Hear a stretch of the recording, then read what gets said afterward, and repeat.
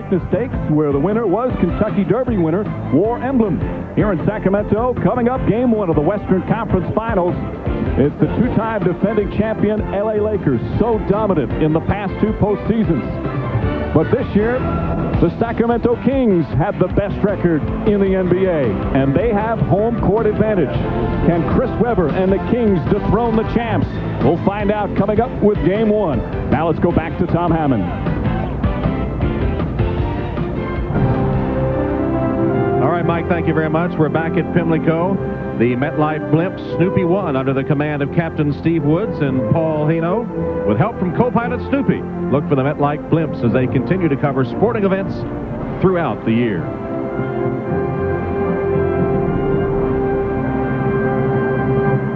Here's a report on Straight Jen, who is the injured horse. Nick Zito in the horse ambulance as they left the track. And the report from Dr.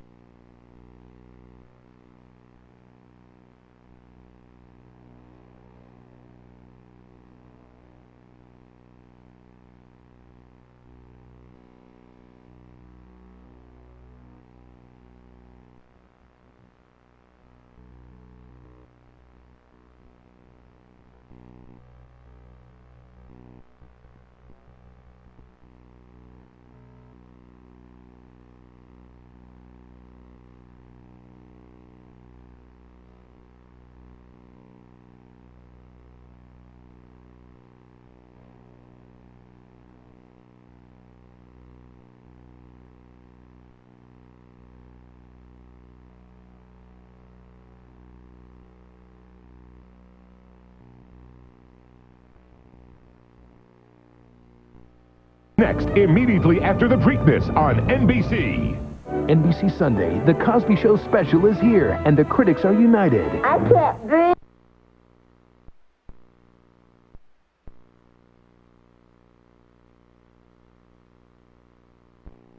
You wind up wishing it were longer.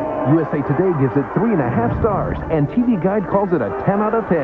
The Cosby Show, a look back. NBC Sunday, 9/8 Central. You just gotta know where to go. When you think of Italy, you think of things like cars that think they can fly. The latest fashions. You girls appreciate great taste. Want to go to Subway? Italy. That's where Subway came up with the idea for the new roasted garlic on Italian. Come on. Our new roasted garlic on Italian is delicious. We start with classic Italian bread, sprinkle roasted garlic, and select spices on top, and bake it all together. It's one of Subway's 2 new gourmet breads. Maybe in your next lifetime, guys. Subway, trash. 1, 2, 3. Life shouldn't be complicated. That's why Chevy's making it as simple as 1, 2, 3. Get either 1,000 or 2,000 or 3,000 cash back on every new 2002 Chevy SUV, or choose 1.9, 2.9, or 3.9% financing. So make it easy on yourself. Get to your local Chevy dealer.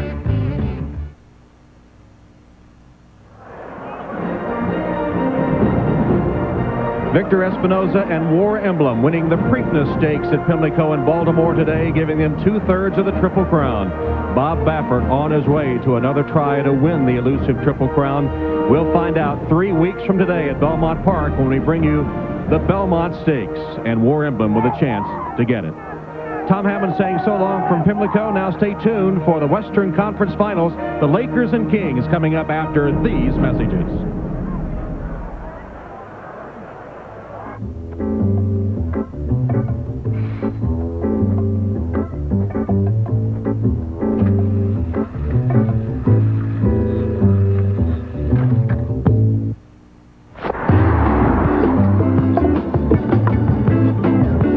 The 200 horsepower Chrysler Sebring convertible.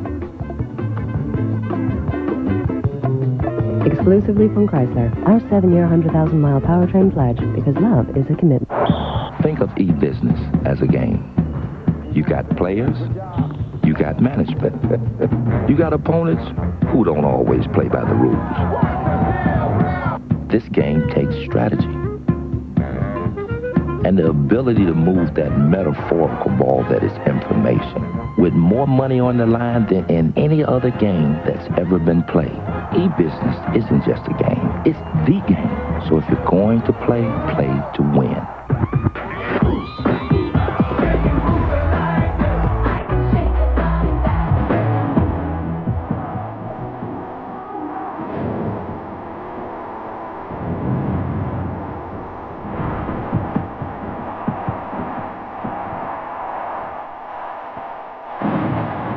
The 2002 NBA playoffs. Los Angeles, Sacramento, love it live. Welcome to Sacramento and this madhouse known as Arco Arena. It's the dream matchup. The Sacramento Kings, their best record in the NBA, against the two-time defending champion LA Lakers. Western Conference Final, Game 1, best of 7. Let's get our starting lineups and send it to PA announcer Ira Smith. And now let's meet both teams. First, the starting lineup for the visiting Los Angeles Lakers. At forward, 6'7" from North Carolina, number 17, Rick Fox.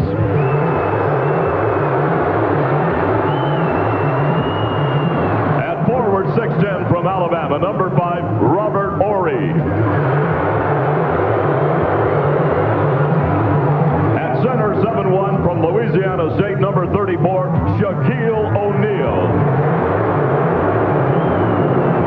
At guard, 6'7" from Lower Merion High School, number 8, Kobe Bryant. At guard, 6'1" from Arkansas Little Rock, number 2, Derek Fisher. The head coach of the Lakers is Phil Jackson.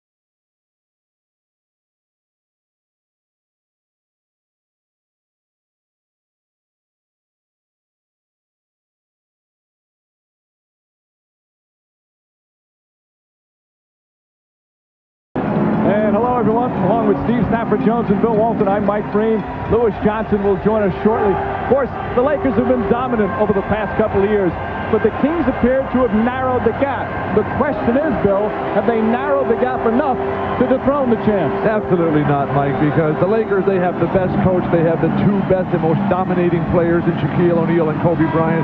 Shaq's numbers are down due to injury, but he's doing what's necessary. Kobe has become the most skilled player in the league since the days of Michael Jordan. He continues to amaze us on a day-by-day basis. Sacramento is a very good team. They're a lot of fun, certainly, but LA, they simply have too much. Now, there are those who disagree with you, and there are many. But part of the reason, Steve Jones, is because they're a better team than last year. They have the home court and maybe truly believe for the first time they can win a 7-game series. But is that all enough? Oh, that's plenty.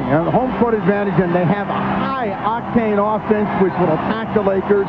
And if they do that, and they're spearheaded by Weber, whose numbers came up from the Utah series and the Dallas series, got to be around 30 points a game. But the key, according to Rick Adelman, is going to be the play of Michael Bibby. If Bibby plays as well as he did and better, look for new champs in the West. And right now, let's send it over to Lewis Johnson. Okay, Mike, thanks a lot. Well, the all-important medical update on Shaquille O'Neal. I talked to the Lakers trainer, Gary Vitti, before the game, and we talked about the top 3 concerns they had for Shaq. Number 1, the arthritic toe. Well, it's just that, a big toe that hurts. They're managing that with a carbon fiber orthotic to help it keep in place. Number 2 are both the ankles. The right ankle is okay.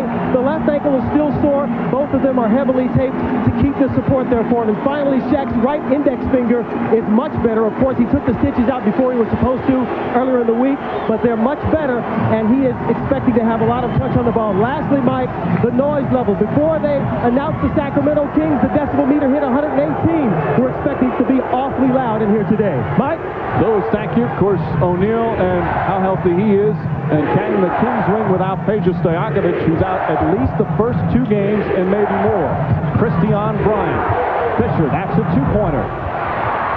Quickly lost it, picked up by Doug Christie. Phil Jackson said the key for the Lakers, control the tempo, transition defense, get on the offensive boards, and defend the screen and roll. Weber, nice feed. D-Box from point-blank range, can't connect. They got to have that one, Mike. Those are the kinds of plays that are going to keep the Lakers defense at bay. O'Neal with the easy bucket. Of course, this is the 3rd straight year these teams have been in the postseason, including last year in the second round, a 4-game sweep. A very disappointing series for the Kings as Christie misfires and Robert Horry the board. Laker defense so good. Best in the league during the regular season. They have tightened it down even more. It's impossible to score against Los Angeles. And Derek Fisher knocks it down. Lakers have been superb on the road so far in the postseason, 3-0.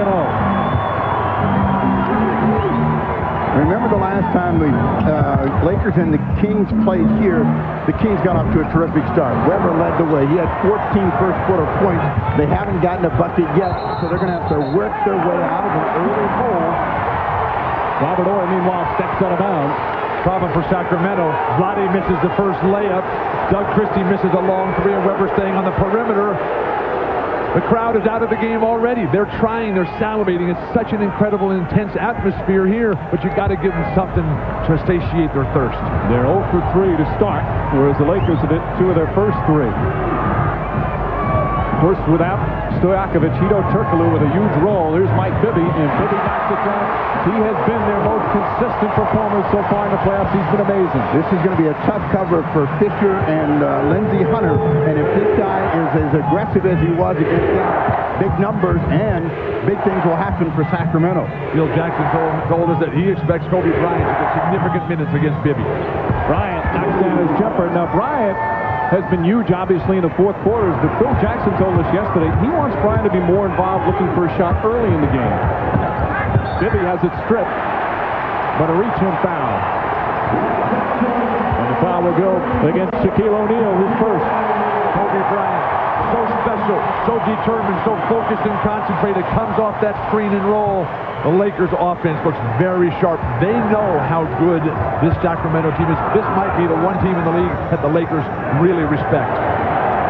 Weber backing in, Horry backs up, and Weber with the easy 2. That'll give you a lot of respect. You know, the big concern for Rick Adelman has been Weber has been in foul trouble in every series. He's got to keep him out on the floor, and he wants him to play inside. Fox hits the 3 and then turns and has something for the crowd. And a 5-point Laker lead off to a terrific start. 4 of 5 from the field. Turkoglu and a foul. Fox is going to go against Rick Fox. And a little extra pushing and shoving and talking. Christie said, "Man, I'm not taking it. Not today." So don't do that. So this is not only going to be a war of words, but it's going to be a battle physically for both clubs. Come back to Weber right here. Let him go to the work. Get to the hoop. Hopefully to the foul line if you're Sacramento. Single coverage now. Fisher can't get the help. Weber misses it from close range. Key for Sacramento in this series will be keeping their poise, something they have not always done. They pick up technicals, get upset with the refs as O'Neal drops it in. That's going to be an important factor for them. This series will not be won in the first 5 minutes. This is 7 games and this relentless attack. If you're going to beat them, Sacramento is going to be one of the great upsets in the history of basketball. Divac spinning, somehow all time with pivot foot, wild shot. And Bryant comes in for the rebound. Even though that's a bad shot from Vlade, you want him to be that aggressive. You want him looking for that shot. Zach was wide open in this one. Divac fell down. Fox trying to take advantage, gets it inside. And a 9-point early lead for the Lakers. Sacramento patiently worked their way back into it. They know the Lakers are playing very, very well right now. They have to find their game, the Kings. Well, it certainly has been a few weeks since the Kings as Bibby gets inside. Divac on the follow. Kings haven't faced a defense like this in a while, with all due respect to the Dallas Mavericks. Well, there's no defense like this in the entire NBA. And you got the big anchor in the back in Shaq. You got the fabulous athleticism. Bryant, perfect pass from Rick Fox on a give and go. Did I say something about this being one of the great teams in NBA history at the time? It's a superb start for them. You also said the Kings are going to have to work their way into the game. We got a long way to go, and Bibby and the Kings are going to get back in this ball game. Imagine how well Bibby would play if he wasn't so nervous in his first playoff year. Vlade Divac is doing a good job. And Fisher does a good job. That's a two-pointer. Vlade is active. He's attacking the hoop. He's handling the ball a lot. If you're ever going to beat Los Angeles and Shaq, you've got to make Shaq guard the ball. Lakers, meanwhile, they missed their first shot from the field and have made 8 in a row. What the Kings want to do is get a quick hitting attack, and they really haven't been able to get it where they pass the ball. The first play they had for Vlade Divac was the kind of offense they'd like to have in a half-court set, and the Lakers have taken them out of it, so they've got to work a little bit harder to get back to that kind of quick hitting play. As good as Sacramento is, you can't run out of the net.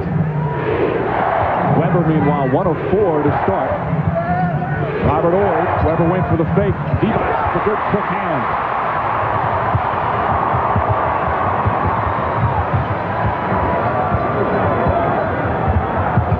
Bryant, good defense on Christie. Weber spinning inside. Offensive foul. Weber upset with a call. He's got to control himself. If you're Sacramento, you cannot ever get into it with the refs in this series. This is not going to be about luck or a freak call here or there. That's a good call by the referee. Weber swinging those elbows and catching Horry across the head here. Well, now this is a typical Shaq play right here. He came in, he didn't swing the elbow, he turned in. Horry's head just happened to be there. Now you will watch Shaq and see if he doesn't get that call to go in his favor. And now Weber is first. Fox in a little bit of trouble. Bibby with a nice kick. Bryant in pursuit. And Bibby's got 6 points. Lakers pushing it up the floor when they have their chances. Not the tempo they want, but as long as Shaq is at one end and Akers there, they can play that way. Rick Fox. Now, right now, the Lakers aren't missing, so the Kings got to weather this hot shooting. The Lakers aren't going to be that good from the perimeter the entire game. Bibby's fighting his way through. And a foul called. It's going to go against Derek Fisher. 9 straight makes for the LA Lakers. Phil Jackson looking on, almost a smile out of Phil, but so focused, so determined prior to the game. And they're going to take a timeout and talk this one over. So Rick Donovan wants to chat. Phil Jackson says we're underdogs because we start the series on the road. Not so far. Well, you know what the Lakers have done is shoot a high percentage, and they've gotten their stars off the mark, and these kind of plays give them a great deal of confidence.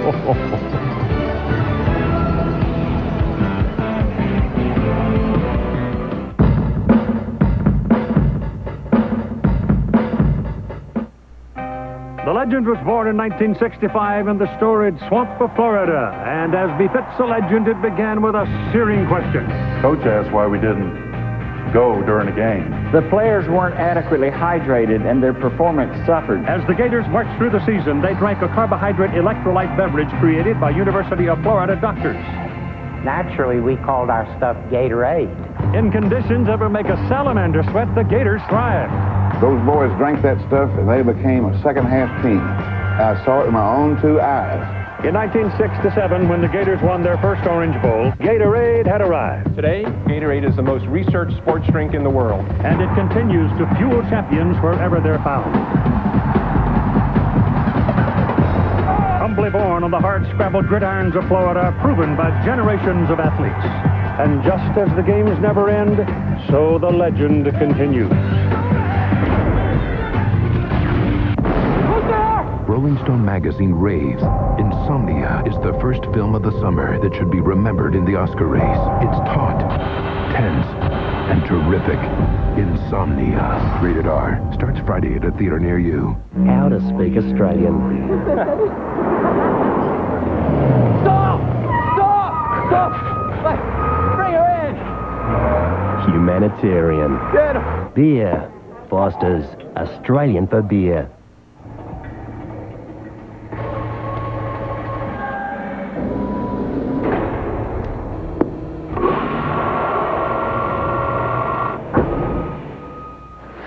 The extremely versatile Chrysler PT Cruiser.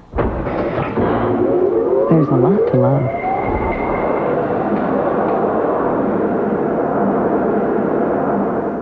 Exclusively from Chrysler, our 7-year, 100,000-mile powertrain pledge, because love is a commitment. The NBA on NBC is brought to you by Chrysler. Drive equals love.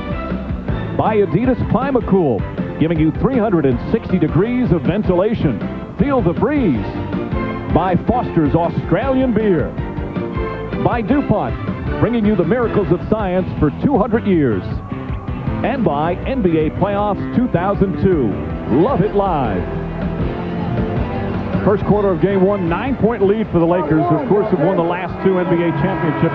Not only have won them, have been absolutely dominant. 10 consecutive playoff series. 23 of the last 25 games, including an NBA record 11 consecutive road playoff games.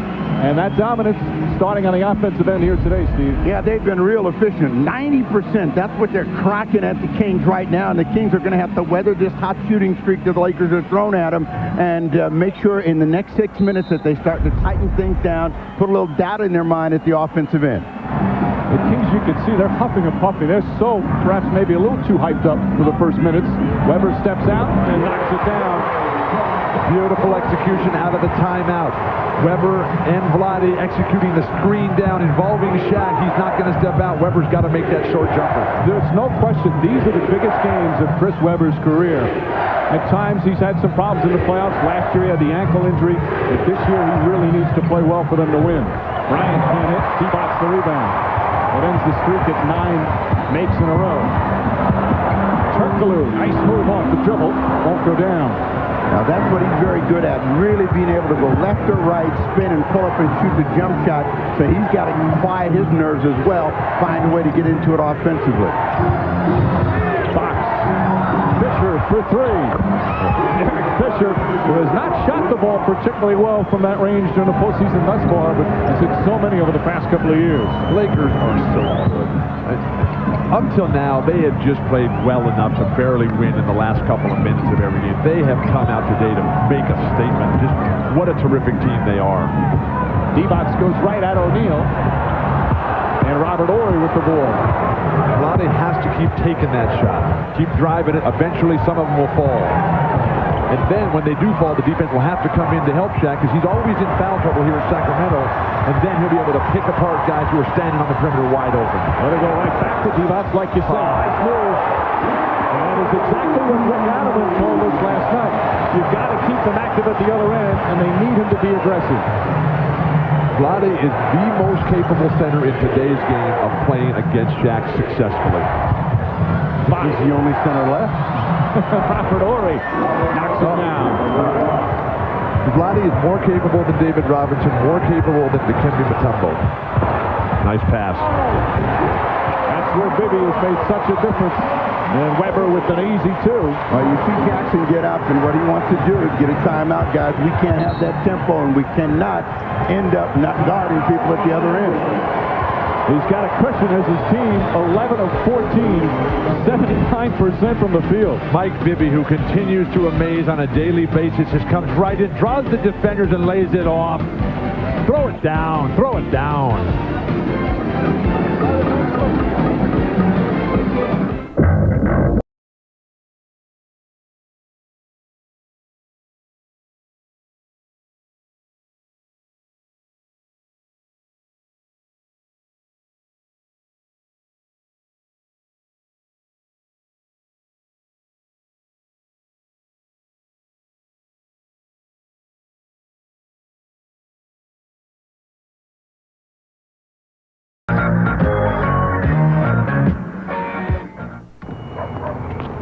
Hi, Rob. Oh, hey, Miss Larson. Nice caravan. Thanks. I used to have a van.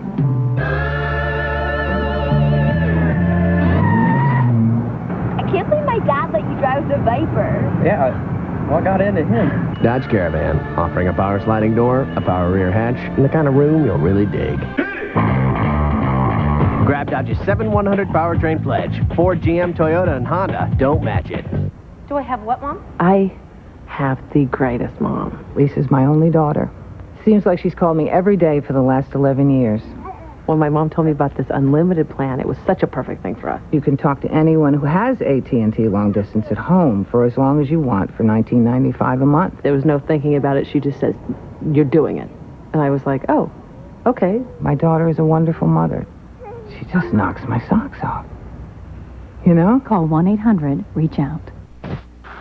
2 points is 2 points. Don't be a show. I don't care if you slam dunk. I don't care if you shoot a layup. 2 points is 2 points.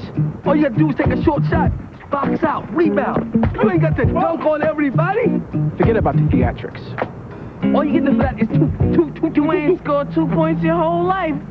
Who you gonna listen to? How about yourself? Obey your thirst. Sprite. Hey, yo, Kobe, you think you're getting some tickets? Courtside? Yeah. Come on! The Mount Everest of rivers. Take a heart-pounding ride as Chevy Avalanche presents Into the Sangpo Gorge. Next Sunday, 2:30 Eastern, NBC. Superstars from entertainment and sports herald the world's best athletes. The Laureus World Sports Awards. Next Sunday at 3:30 Eastern on NBC. We have to attack them. I mean, we have to be able to go at them with a lot of different people, make them really work defensively to guard us. You know we know what we have to do defensively. We have our hands full with Kobe and Shaq, but you got to do that if you're going to stay in the game. But I think in the past they've beaten us because they've taken us out of things offensively, and we've got to be sure that we're efficient offensively. Puts a little bit more pressure on them. I mean, we got to be better offensively than say San Antonio was in the series. I mean, San Antonio was good for 3 quarters. We got to be good for 4 quarters. And Rick Adelman says they need 6 guys to play very well every single game if they have any hopes of winning the series. Particularly on the offensive end, which is the strength of their team.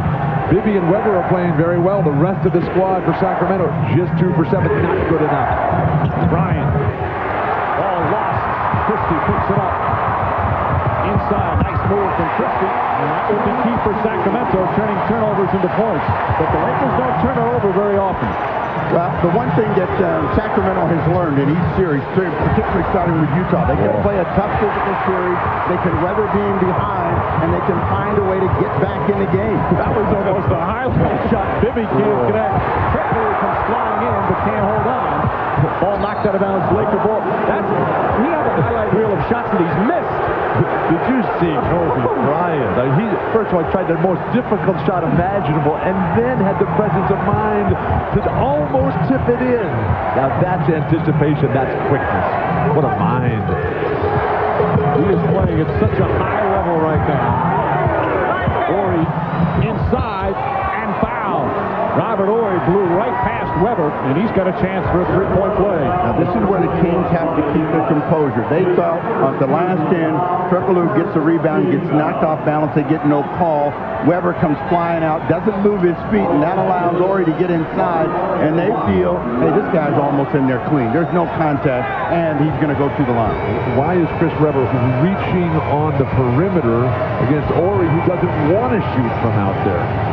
Robert Horry leads the Lakers 142 career playoff games First, he's won a couple of titles with LA, a couple with Houston. Bill Jackson calls him a critical time player. Well, he is a big-time player, and Bill, remember, the corners where he makes all those threes.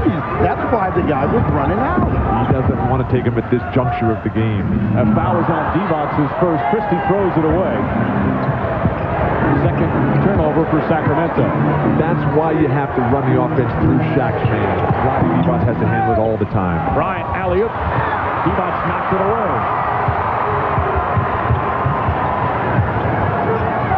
Weber. Christie does a nice job saving it. They want to swing the ball whenever they can. They don't want to keep it on one side of the floor. So when it starts there, they want to get it back around the other way, which makes the defense move. That time they didn't, and Christie doesn't finish the shot. Fisher with a perfect pass to Kobe Bryant. And the Lakers now with an 11-point lead. The execution of the triangle offense. Flawlessly devised by Tex Winter, perfectly executed by this squad. And another turnover. King starting to get very sloppy. 2-on-1 break. And Bryant another easy basket after the feed from Fisher. Does Adelman call a timeout here? The crowd is stunned. Confidence that we talked about necessary for Sacramento to succeed, waning at this moment. Somebody's got to give them life. Bibby. O'Neal comes out, and Bibby puts it in. They just have to have one guy that can keep them close so they can get steady. And it looks like that guy's going to be Bibby because he is the best stick on the perimeter for them. He can get his shot against Fisher anytime he wants. Bibby admitted he's playing the best ball of his season right now. Fox rushed that one, and Christie with a rebound. Roddy and Weber have to run. They have to push the tempo. Try over the course of hopefully 7 games to wear Shaq down just a bit. Weber steps out, and that's such an important shot for him to hit. When he knocks that down, that gives him the necessary confidence. Weber's not a guy who can jump well in traffic. Weber, after starting off 1 of 4, has hit his last 3 shots from the field. Sacramento down by 9. Chance of defense, which is not a joke here, Rocco, because the Kings are a much improved defensive team. O'Neal misses, and Weber the rebound. If you're the Sacramento Kings, you like to end this quarter 5 points down if you possibly could. So they need a score with this possession. 2 for 1 time right here. Bibby off the mark. Weber the offensive rebound. Still can get it if you go right now. Some wild passing. Christie can't hit. It's just not hitting from the perimeter right now. Well, you got to remember who can make and who can't make. Christie is streaky from the perimeter. He's trying to find that source. Horry, all the time in the world, no one even close to him. Was that an outside shot? Horry is a reluctant shooter. He'll put it up when the game is in doubt. It's about a 2.5-second difference between the shot and game clock. A superb start for the Lakers here on the road. Bibby lost it. Bryant has plenty of time. And the Lakers continue to dominate. And Phil Jackson right up off the bench saying we have a foul to give. Yells it out. Almost another turnover. Weber does not get it off in time. Shot does not count. And that ends the first quarter. Spectacular shooting for Kobe Bryant and the LA Lakers. 67% from the field. And Kobe Bryant leading the way with 10. Mike Bibby can't handle it on the pick and roll. He tried to go away from it. The dribble just came away from him, and Kobe Bryant.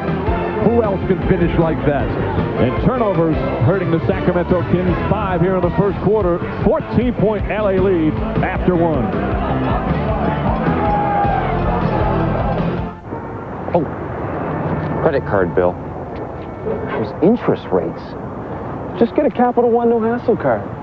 Lowest fixed rates you can get. So who's getting rich off my credit card?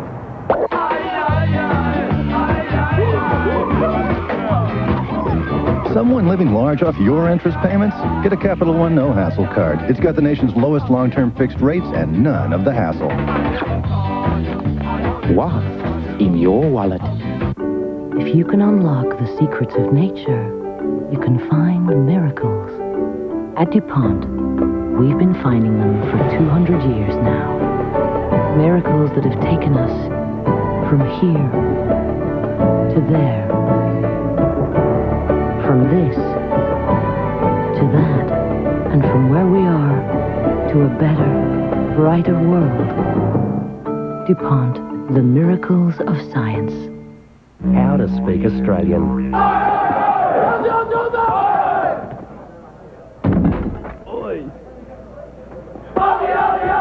MVP. Beer. Foster's, Australian for beer. A lot can be said about the fact we only use 100% pure beef in our burgers. Usually, a mouthful.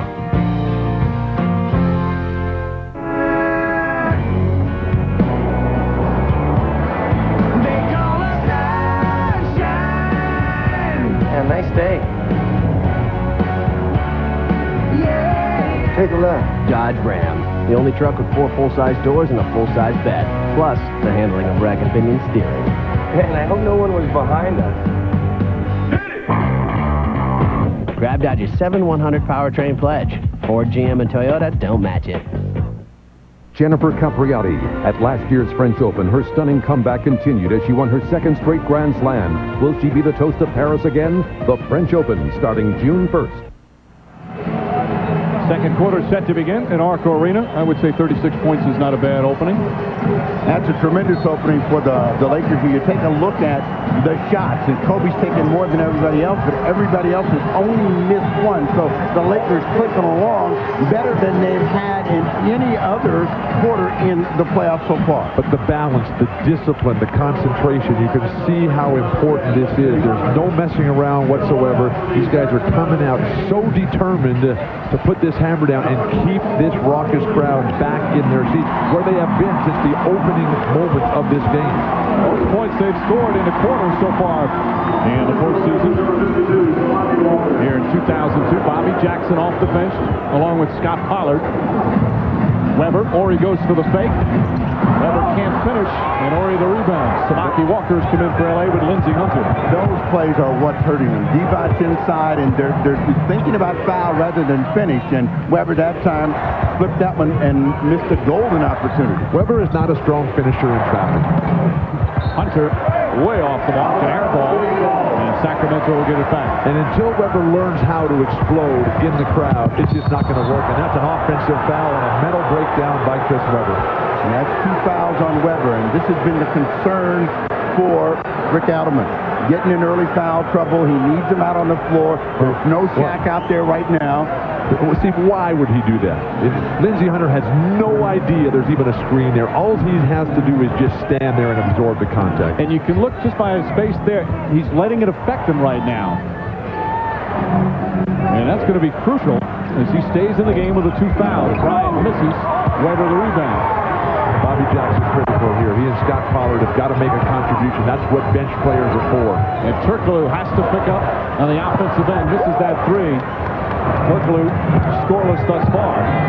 He's got the ability to put up some big numbers offensively. Well, with this lineup, Kobe Bryant is going to look to take more shots. He took 9 in that first quarter. He's already come out with a couple. Shaq is on the bench, and this is a good chance for Sacramento if they move the ball, move themselves to get back in the game. Turkoglu drives it, lost it again. Very sloppy ball handling for the Kings. 7 turnovers. But more importantly, the Lakers are playing great. Hunter wide open for 3. And Weber the rebound. But to have an anticipated matchup, both teams have to play great. Sacramento has not delivered today. Jackson known for his defense, but certainly provided some superb offensive moments, especially a series against the Mavericks. 15 in that fourth quarter in Game 4 down there. Huge game. So he's capable of giving them an offensive punch, and maybe almost a steal. Hunter looks over the shot clock. Hunter gets inside, gets it back to Samaki Walker.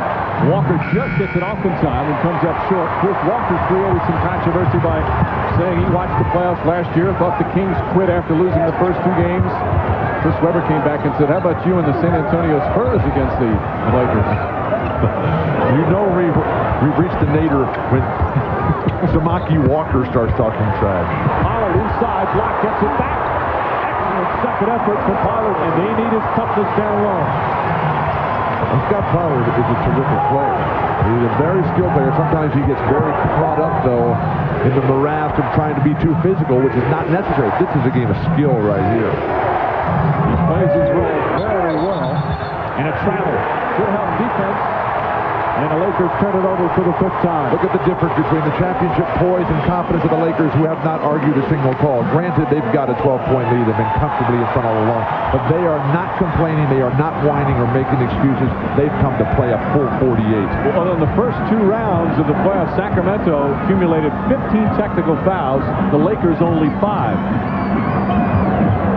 I can't believe you said if you've got the lead and every shot's going in, you have no reason to complain. Bobby Jackson and 1.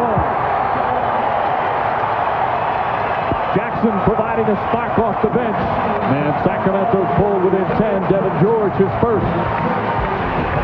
Well, remember, this is a guy that says, I don't buy into the Nash Van Exel thing. We got some players ourselves showing it that he's going to come at the Lakers, and that's the way you attack them. So if Bobby Jackson stays at this level, good chance they'll be back in it by the break. A 6-0 run for the Kings. The Celtics, the Nets, tomorrow, 4:30 Eastern, NBC.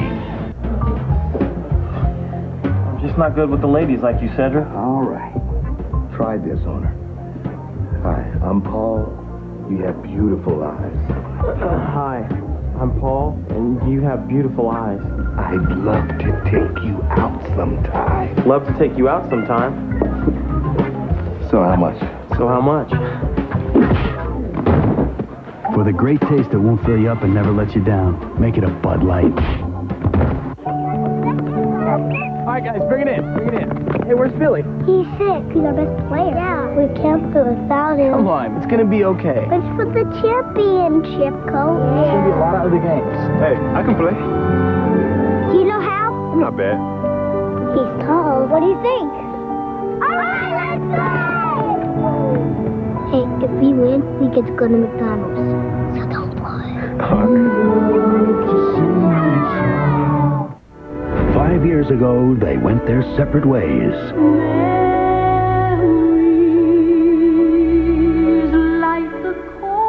But on July 3rd, You're back! Hey, somebody said you were dead. You look good. they're back in black. Thanks for bringing me back. No problem. Men in Black 2. Not bad. Is that no standard? Actually, he came with a black dude, but he kept getting pulled over. Rated PG-13 in theaters July 3rd. Wherever you choose to travel in the totally new 2003 Ford Expedition, and no matter how unfriendly the traffic gets, you will be surrounded by the protection of dual front airbags, plus the only safety canopy system available in a full-size SUV.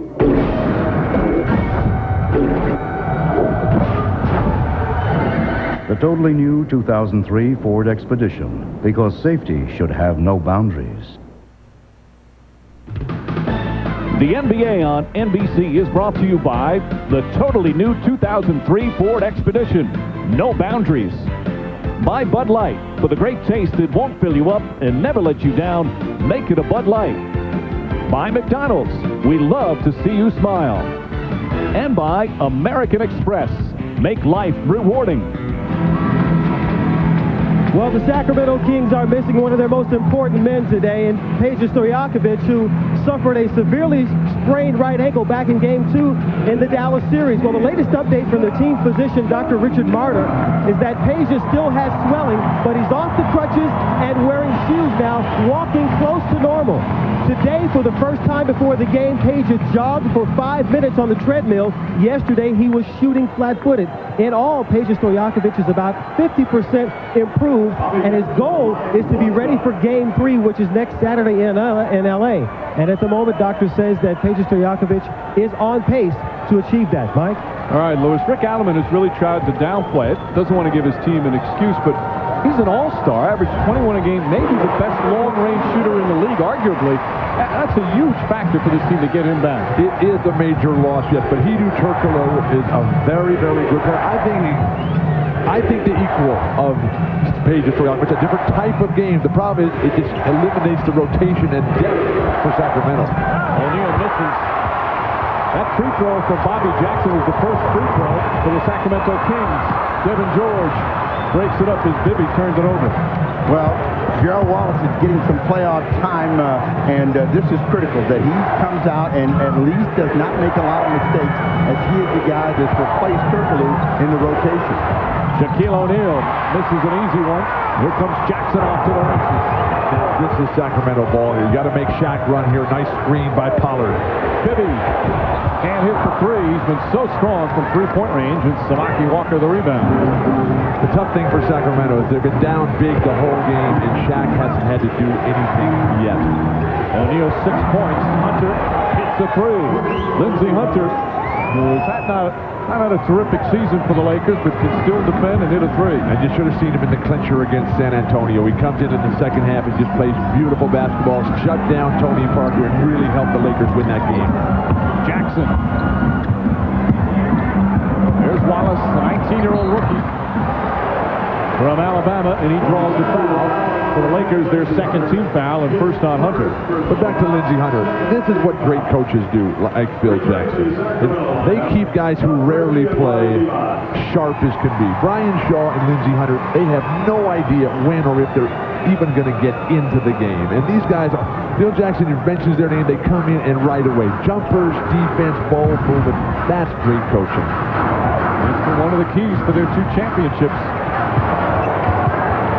Divac. Jackson fakes. Bryant trying to put a hand in. And Bobby Jackson continues to play well off the bench. He's got 7 points in 5 minutes. Well, Jackson's a man on a mission. He really understands that he's got to help give his team some pop, and he's playing with a great deal of control and confidence. And normally you say, give him that shot. Lakers making everything. Evan George knocks it down. George getting some good minutes this season. Ball stripped down low. Last touch by Hunter. Lakers getting very good contributions from Samaki Walker and Devin George here. Sacramento is not playing well, and they're only down 10 to 12 points. If they hit a rhythm, if the Lakers cool off a bit offensively from the perimeter, Sacramento gets right back in this thing. Jackson, the floater, rushed that one a bit, gets his own rebound, and one. Bobby Jackson exploding here for the Kings. I guess the people in Dallas would say he's no fluke. If he's getting 10 in the quarter against the Lakers, the 15 he got against them in the fourth can't be that bad, but he did it the same way, getting rebounds when he shouldn't be getting rebounds, in amongst the big guys, and he gets fouled, so Jackson keeping them close. The nice thing that Bobby Jackson gives him is a player who doesn't need an offensive structure or system to score and contribute.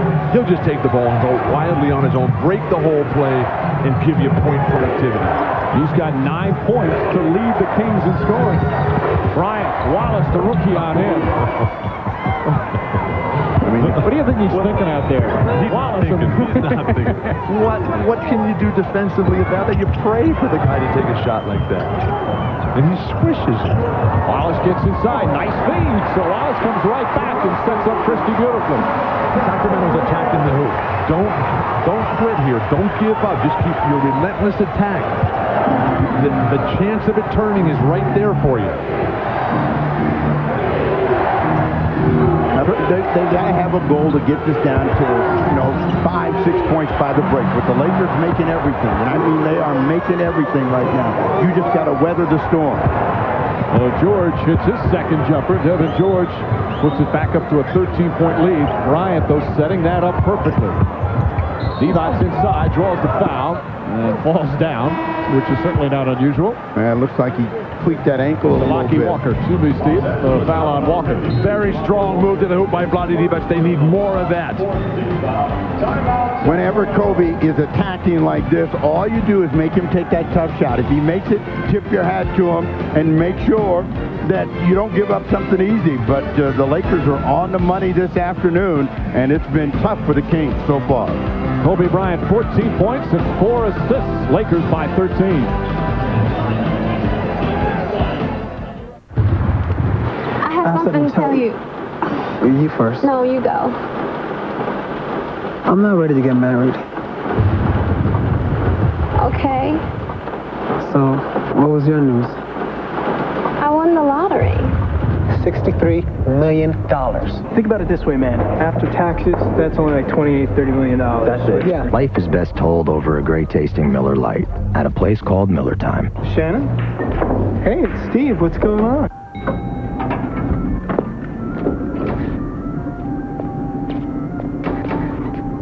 Afraid to face your retirement plan? Sun America can help. Just ask your financial advisor. Sun America, the retirement specialist.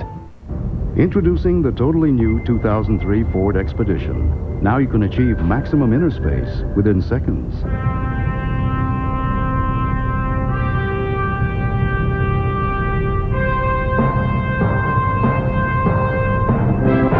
With exclusive powerful third-row seats. Whoa. That fold flat at the touch of a button. The totally new 2003 Ford Expedition. It has no equal. It has no boundaries.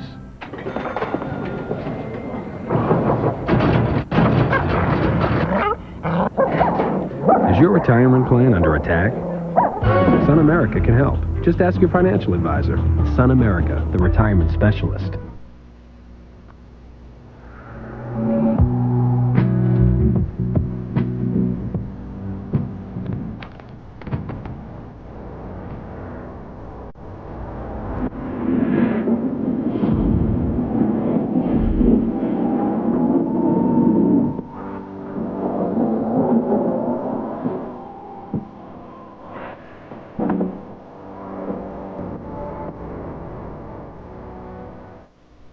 Tomorrow at 4:30 Eastern, Jason Kidd and the Nets make their first ever trip to the conference finals. In their path, Paul Pierce, Antoine Walker, and the resurgent Celtics back in the conference finals for the first time in 14 years. Their battle begins tomorrow, plus the NBA Draft Lottery at halftime. Tomorrow, 4:30 Eastern, NBC.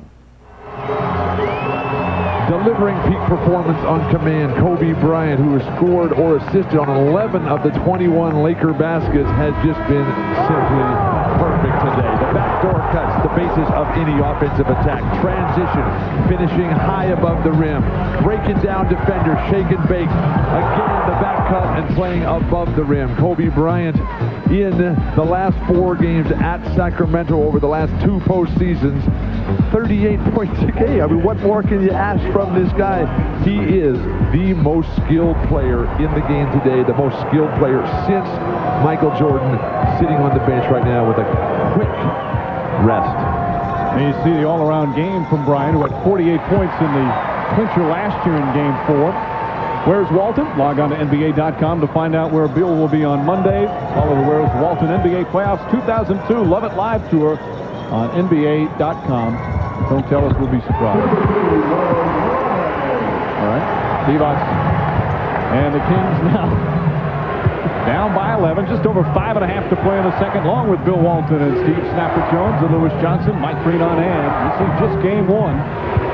Lakers off to a terrific start, led by as many as 16. With Shaq in there, you know they're going to come to him now. Wallace comes in and knocks it away. A weapon off the bench. Seldom used rookie comes high in the air, anticipating you got to put your body in the way and get up there. O'Neal misses. Christie the rebound and a foul, and it's going to go against Sacramento. Divac has picked up his second, so Divac and Weber each with 2. They're saying this foul goes against Vlade Divac. Jack goes up. Good call, right on his elbow. We got to make that call. The officiating crew, Dick Bavetta, Mike Callahan, and Tom Washington. O'Neal shooting 65% from the line in the playoffs. He's done a good job there, despite having the problem with the finger. Let's hope that foul wasn't Vlade Divac, because the guy that was guarding him was Scott Pollard. Now, Vlade was on the other side behind, but you look at the arm, Vlade clearly hit Shaq right on the elbow, causing the air ball. Concentration from O'Neal at that time, and Divac with the rebound. Vlade's still trying to shake off that twisted ankle there. We can only hope that's okay. He is absolutely critical to the Kings' chances. A slight lip as he comes down the floor, and then he's double-teamed. But again, 5 minutes to go in the first half. They want to make sure that they get a good shot. They got to move the ball to move people, and when it stops, that's when the Laker defense is going to stiffen on them. So they got to move it quicker. You see Brian Shaw in the game. Both teams going to their bench early. O'Neal against Pollard, knocked away. Good hands from Pollard. Here comes Wallace.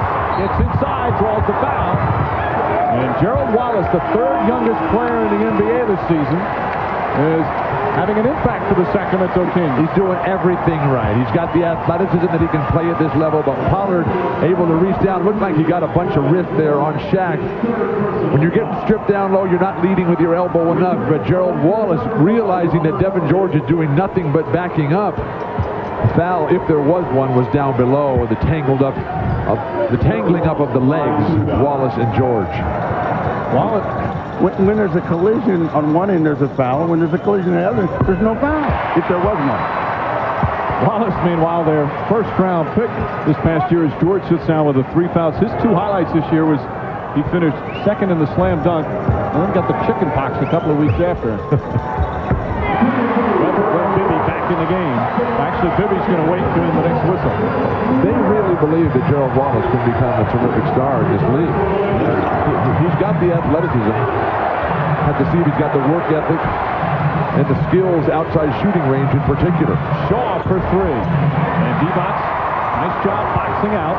They haven't given the Lakers a lot of second chances, but the Lakers have been so good on the first that that's one of the reasons they have this big lead. Bobby Jackson.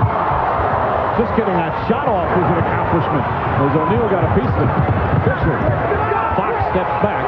And good transition defense from the Kings. And wonderful patience by Los Angeles. Divac again boxing out. Jackson and Fisher. Excellent hustle from Derek Fisher. And then a reach-in foul on Bobby Jackson. If you're Sacramento, stay off the refs here. You got Weber with 2 fouls, Vlade with 2 fouls. Yes, the game is getting rough here. The referees are letting it go a little bit. We had to play with the championship poise with Kings and particularly Weber running away from the ball at that point. That won't get it done. Jackson's first foul. Wallace sits down and Bibby back in. 2 team fouls against the Kings. Robert Horry for 3. And Horry off to a good start. 11 points for Horry. He's 4 of 5 from the field, including both from downtown. Got to finish that. Gets another chance. And on the third opportunity, puts it in. But Steve, Chris Webber is not an explosive low-post player. He doesn't have the drop step to deliver his jump hook, does not jump well in traffic, does not explode when somebody's right next to him. He's got a lot of work to do in the offseason. I like the way, though, he's handled the 2 fouls early, stayed in the game. He's got 10 points, 9 rebounds. He's not shooting well, but he's hanging in there right now. O'Neal, quick spin on Divac, who has to back up in a travel. Who's the first guy that did that backed off? And a lot of guys have done it recently. Rick Mahorn was very good at it. Vlade loses it initially. Fortunately, gets out of the way. The referee right on top of it. The easy play to call. 11-point Laker lead as we come up on 3 minutes remaining in the first half. It's been an uphill climb for Sacramento after the bad start. Shot clock winding down. Bibby has to put it up. We talked about the Laker defense. So solid, so dug in, so fundamentally sound. Horry, another 3. And Divac's the board. Kings just aren't used to having this many shots contested. Jackson off the ball. I don't know if it's the contested shots, but it's when they're taking the shots. This is an outside shooting team, and the Lakers are making all those shots. I mean, there's a difference right now. One team is making, the other is missing. Lakers are getting better shots. And they're shooting at a 56% rate. Weber goes right at Robert Horry. That's what he needs to do. More attacking toward the goal. Horry thought he fouled him. Well, Jackson wants a timeout. Fox doesn't see him. Divac deflects it out of bounds. Still Laker ball. And Phil Jackson will get his timeout. Chris Webber, who struggled down low trying to finish, gets the ball. Horry has good position, just standing there. This is the Shaquille O'Neal, use your shoulder as a battering ram. Lets it go. Nice delivery and finish by Chris Webber. 12 points, 9 boards for Webber, but the Kings still down by 11. Kathy, I can't make it tonight. Tell her who you work for. I work for the CIA. That is so lame. From the best-selling thriller by Tom Clancy. A neo-fascist bought an A-bomb on the black market. Cut him off. Ben Affleck. I think it might be the Russians. Wasn't the Russians? Morgan Freeman. It adds up. You just don't like what it adds up to. The bomb is in play! The Sum of All Fears, directed by Phil Robinson. Rated PG-13. Starts Friday, May 31st. Greg, this one you gotta see. Oh. That's Leslie's first bath. Look at that little tushy. That's her little tushy, all right. That cute little tushy that belongs to such an attractive, beautiful woman. Because it's grown up into something else. Nice, big, round tushy. You know, have you seen it? Have you seen it lately? You know. Is dinner coming soon, or is it? Oh, what a tribe of wanderers we are. In us, there is wanderlust. But so too is there a voice. And it says, let us go see what's out there. But let us go with style, with grace. In this life of 1,000 horizons, there are those who travel and those who travel well.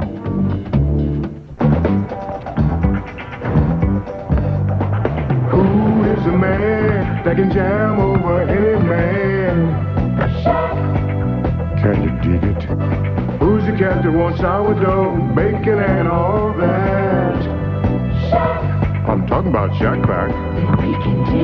The new Shack Pack. Grilled sourdough bacon cheeseburger, crispy fries with free warm cheddar cheese dipping sauce, and a Coca-Cola Classic. You gotta have a Shack Pack, baby.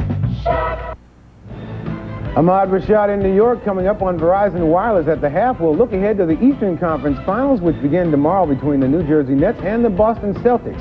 And we'll get Tom's thoughts on the first half between the Kings and the Lakers. Well, I think the Kings are all right now. The one thing about the Lakers, they're doing a tremendous job of transition defense. They're getting back and stopping the break. But if the Kings are saying, look, are these guys going to continue to hit shots? Fisher, George, Ori, all these guys, just keep pressing, keep pushing. I think they'll be okay. Well, Ori is reluctantly taking three-pointers. And reluctantly hit 2 of them. That's right. Now back to Mike, Bill, and Steve in Sacramento. Thanks, guys. 11-point lead for the Lakers. Sacramento playing uphill, playing catch-up all game. Of course, it's been quite a turnaround for the Sacramento Kings. The Malou family have really re-energized this franchise. A lot of moves since they took over to keep them competitive, to get them closer to a championship. As you see, one move after another to help build this team that had the best record in the NBA this year. And more importantly, they gave their basketball people what they needed to succeed. And you need a man to institute all that and get it going, and that's been Jeff Petrie.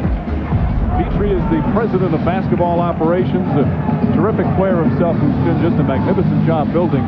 One of his great stories, when he was playing back in '73, he poured in 51 points against Mike Newland. Newland said after the game, he'll never do that on me again. 2 weeks later, they played Houston and 51 again.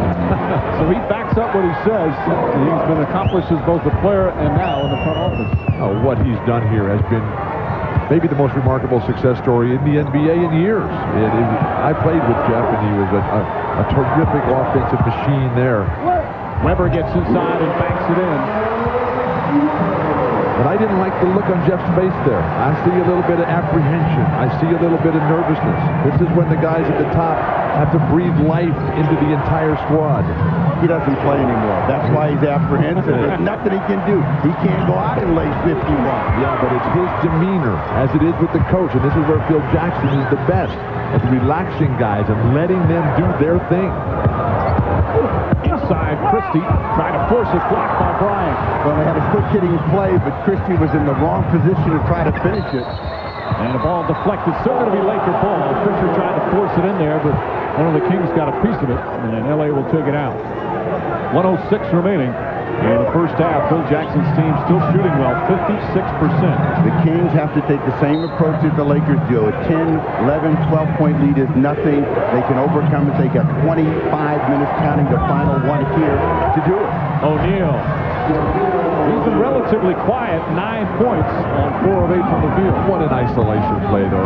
They come to Shaq, clear everybody out. He gets the jab step to the baseline, fake one way, come back into the middle and get in the air. No stopping that. Fox has done a good job on Turkoglu, who's trying to get the ball. Fox, of course, plays Stojakovic so well. Turkoglu now 0 for 3, still scoreless. You know, he might be given to a case of nerves and bigness of the moment. He's a better shooter than that, and he can't give up on himself. Christie, the foul. Kings had a foul to give as Christie picks up his first. The execution of the triangle offense. Shaq along that baseline. In slow motion there, it almost looked like a traveling violation to get the move underway. But Shaq so fluid, such good footwork there. And with that much room on the court, nobody can slow him down. Tough shot from Bryant. Weber with the rebound. Weber has 10 boards here in the first half. One of the real problems for Sacramento is they've gotten next to nothing out of Doug Christie and Hedo Turkoglu. You got two starters that are giving you zilch. That makes it very tough to play against a great team like the Lakers. Turkoglu is not next to nothing. It's nothing. 0 points. Shot clock winding down. Bibby. He must have a rebound. All right, he's got one. Final seconds here of the first half. Fisher goes right out, blocked by Turkoglu. There's a contribution. Well, that will end the first half. Turkoglu scoreless. Shaquille O'Neal, meanwhile, with 9 points in the first half. Vlade Divac, a couple of fouls. The Kings got themselves down by 16 early, trying to claw their way back. But the Lakers continue to shoot the ball extremely well. 54% from the field, and they lead by 13. Let's go to Lewis Johnson. All right, thanks a lot, Mike. Kobe, how important was it for you to jump on this crowd and get this building settled down early in the game? You know, it's important, but we don't put too much emphasis on it. You know, we just want to come out and execute our offense and see what happens. What concerns you the most about the second half? Maybe a letdown by you or possibly an explosion by the Kings. Either one of those? Well, we know they can get hot at any second, so it's important to value every possession, get good shots, and try to take care of the basketball. And this game one, can you speak to the value of and the importance of winning this game one in this best of 7 here in Sacramento? Well, it's not only this series, any series. Game one is all we know. We don't look ahead. You know, all we know is the second half coming up, and we'll just play it through. Okay, Kobe, thanks a lot. Mike, back to you. And good ball movement from the Lakers. 16 assists in that first half. They came out of the gate strong. 36 points in the first quarter, slowed down a little bit in the second, but still in command right now. A 13-point lead at halftime here in game one. Stay tuned for Ahmad Rashad and Tom Tolbert on Verizon Wireless at the half. Halftime in Sacramento. You're watching the NBA playoffs on NBC.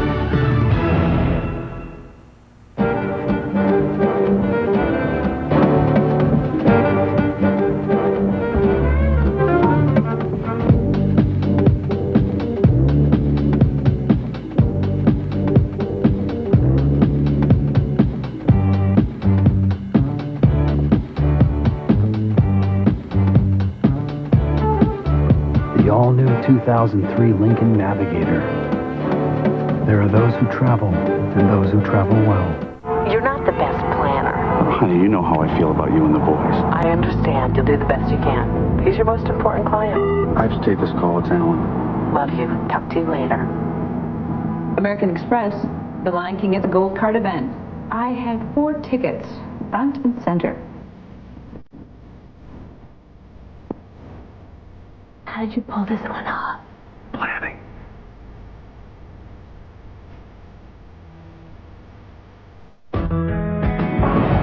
How hot are Old Navy summer shorts? To find out, we've tested them on the sun. They're scientifically engineered for the whole thermonuclear family.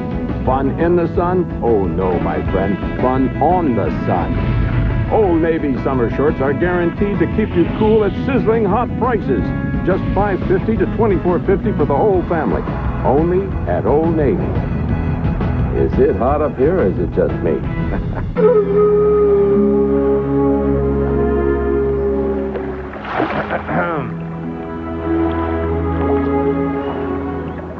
How'd you find this place? Yahoo. Wait. What? How did you learn how to talk? Yahoo.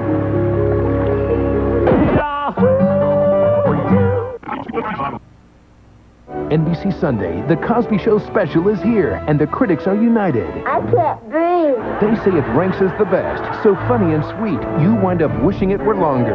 USA Today gives it 3.5 stars, and TV Guide calls it a 10 out of 10. The Cosby Show, a look back, NBC Sunday, 9/8 Central. It is halftime at Arco Arena, where the Lakers lead the Kings by 13 in Game 1 of the Western Conference Finals. Coming up next for most of you, an extended break for your local news. Then we'll be back with Verizon Wireless at the half as we take a look at the first half in Sacramento and preview the Eastern Conference Finals. But first, these messages from your local station. NBC Monday starts with a Fear Factor Tournament of Champions finale. 9 former winners remain. 3 insane challenges. 1 ultimate champion. The best of the best face the worst of the worst. Then, for 20 years, NBC Thursday has been must-see TV. Now see it all in one night as your favorite stars look back at 20 years of must-see TV. I'm going to blank in my shorts. Fear Factor Tournament of Champions and 20 years must-see TV special, NBC Monday.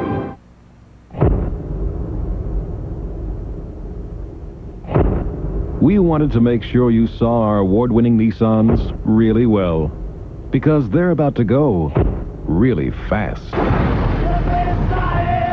It's Nissan's must-see sales event. Now get low 0.9% financing on most new Nissans and $1,000 cash back on our powerful Pathfinders. Hurry to Nissan's must-see sales event. Now you see it, now you don't. Nissan. Driven. My child's life reveals itself to me in quick glimpses and perfect moments. I want those moments to be filled with life, not sickness, not treatments. But if the need should ever arise, I'll know I made the right choice for him. Regents Blue Cross Blue Shield of Oregon and its members are a community of people who support each other's health care. Regents Blue Cross Blue Shield of Oregon. It's for your health. Comes with quality ingredients and our special honey mustard dressing for just $3.99. Or dive into a delicious brownie earthquake for just $1.59. Want a deal you can't beat? DQ something different. You just gotta know where to go.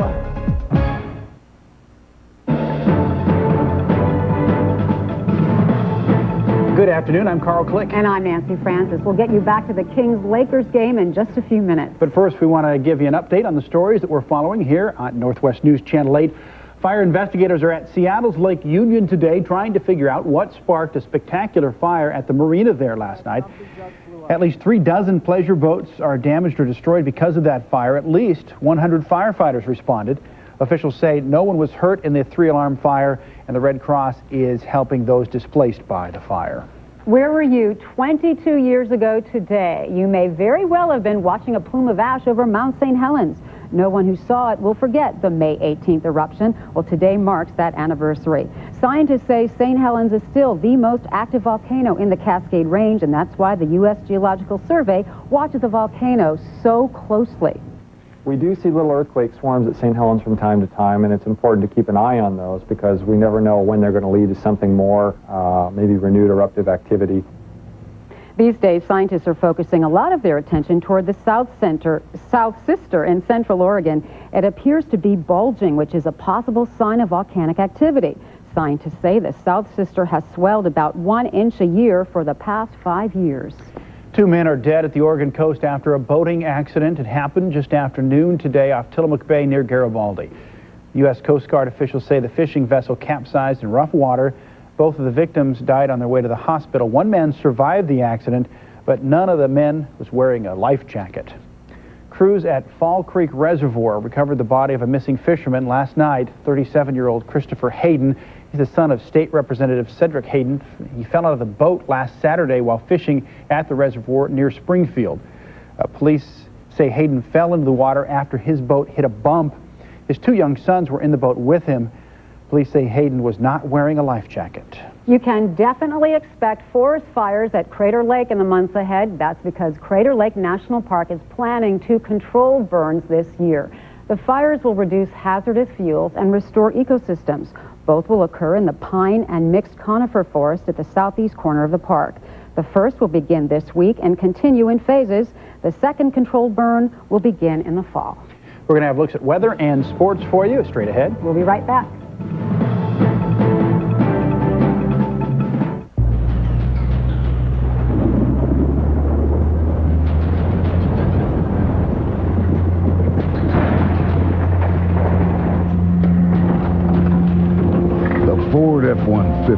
has an amazing appetite for power.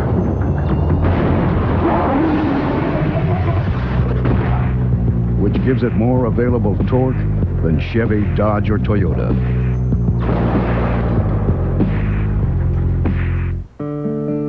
My company is my family. We succeed together. Without good people, we couldn't deliver. Their well-being is critical. They have to be healthy if we're going to be healthy. I need to know I can help them stay that way. Regions Blue Cross Blue Shield of Oregon and its members are a community of people who support each other's health care. Regions Blue Cross Blue Shield of Oregon. It's for your health. In 1992, Tournament of Americas was played in Portland. The tradition continues a decade later with the USA basketball team on their way to the World Championships. I am USA Basketball. Come watch USA's Reggie Miller, Paul Pierce, Jermaine O'Neal, Jason Kidd, and more. We are USA Basketball. Sunday, August 25th, the USA basketball team takes on Dirk Nowitzki and the German national team at the Rose Garden. Tickets are on sale now. Call 503-224-4400 or online at rosequarter.com. Subway has a new bread made with Daphne Guy's honey and his oats. Oh, whoa. That can't be good. Need one right there. Hey, where you going? Subway's this way. Hi, guys. Hey, Kelly. Mr. Honey and Mr. Oat. Subway's new Honey Oat on wheat bread is delicious. We start with tasty wheat bread, coat it with honey, sprinkle it with oats, and bake it all together. It's one of Subway's 2 new gourmet breads. They make great bread together. We just got to become better friends with the bees. Subway, eat fresh! Where's Littleman? What's the matter, John? Have you seen this? He ordered way too many Fords. Wait a minute. We don't have a mascot. Ow! Nice try, Littleman. You're going to hang 100 feet until we sell 100 cars. It's the sale in the sky. Our sales manager will hang 100 feet high until we sell 100 cars. Come watch a man dangle for your deal. The sale in the sky. On now at the Big Ford store, Vancouver Ford.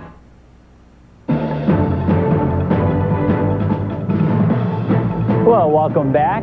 Here's a look at what's happening outside. Since you're probably inside watching the game, this is the way it looks. Some sun breaks out there from our Wells Fargo Center camera. And our Instant Weather Network tracking conditions, 64 degrees right now. Really depends on how big of a cloud's going over your house, what the temperature is at that moment. It's kind of up and down between 62 and 67, somewhere in that range this afternoon. Now, we do have a few showers around, and on First Alert Live Doppler 8000 radar, you can see what's going on. This yellow line's our live radar beam that we can control, and right now I've zoomed it in just to focus on this part of the Cascades where we're seeing some shower activity and could see a thunderstorm later on. So we'll keep scanning this area, and if a thunderstorm develops, we will see it as it happens. In the meantime, here's our visible satellite, and you'll see what's going on offshore. This is basically the storm center rotating around a long ways from us, but it's sending moisture to our part of the state, to western Washington and Oregon, and that means a good setup for thunderstorms, especially as we get into tomorrow. So let's talk about our forecast then. Tonight, partly cloudy skies with some showers near the Cascades. Tomorrow, increasing clouds, some showers, and highs in the upper 60s. There you have it. All right, Bruce, thank you. Okay. Well, quickly in sports, the Mariners ran into the one pitcher for Boston they can't beat, right? That's exactly right. The Mariners in Boston, and once again, Pedro Martinez beat them with a dominant performance. Martinez ran his record to 10-0 against the Mariners for his career. Gave up just 1 run on 6 hits in 8 innings. He also struck out 9 batters. Boston wins 4-1. Martinez now 6-0 on the season. Meanwhile, in case you missed it last night, Yankees trailing Minnesota 12-9, bottom of the 14th. Jason Giambi at the plate. Yankees. Giambi swings to drive to deep right center. Way back. This one is gone. The Yankees have won the ball game. Jason Giambi with a grand slam. Yankees win it by 1. Final score 13-12. No wonder he hit it out. The pitcher was going so slow. Sorry, Joe. Slow motion. Grand slam, thanks. That's the latest. Enjoy the second half of the game and stick around for a special edition of News Channel 8 following the Lakers-Kings game. See you then. Bye. Ford says their F-150 is built tough, but our engineers will tell you the 2002 GMC Sierra has more horsepower, more towing capacity, and more overall interior space. If you want all that from an F-150, well, that is tough. Now get $2,000 cash back or 1.9% APR on a new 2002 Sierra. See dealer for restrictions. See your participating GMC dealers. Oh, I'm looking at you, baby. The way you're put together. You know I want you. Need you. You're the first thing on my mind. I'll be so ready for you. Subway is serving a selection of delicious breakfast sandwiches made fresh the way you like them with the taste you've come to love. My child's life reveals itself to me in quick glimpses and perfect moments. I want those moments to be filled with life, not sickness, not treatments. But if the need should ever arise, I'll know I made the right choice for him.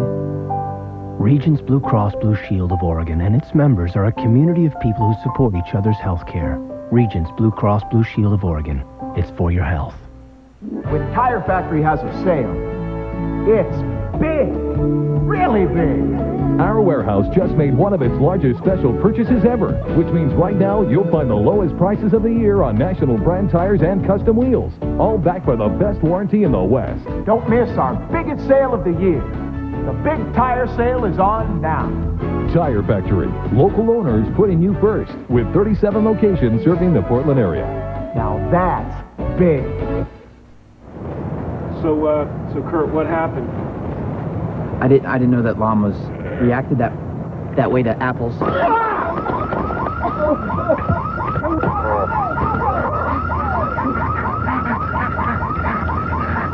The worst part of all is that we've lost Santo for a few days.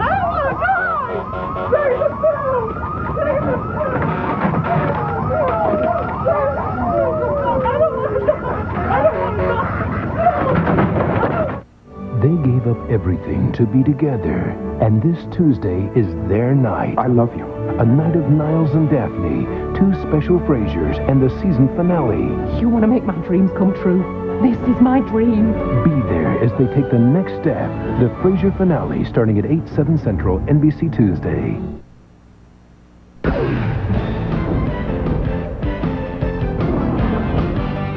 This is Verizon Wireless at the half.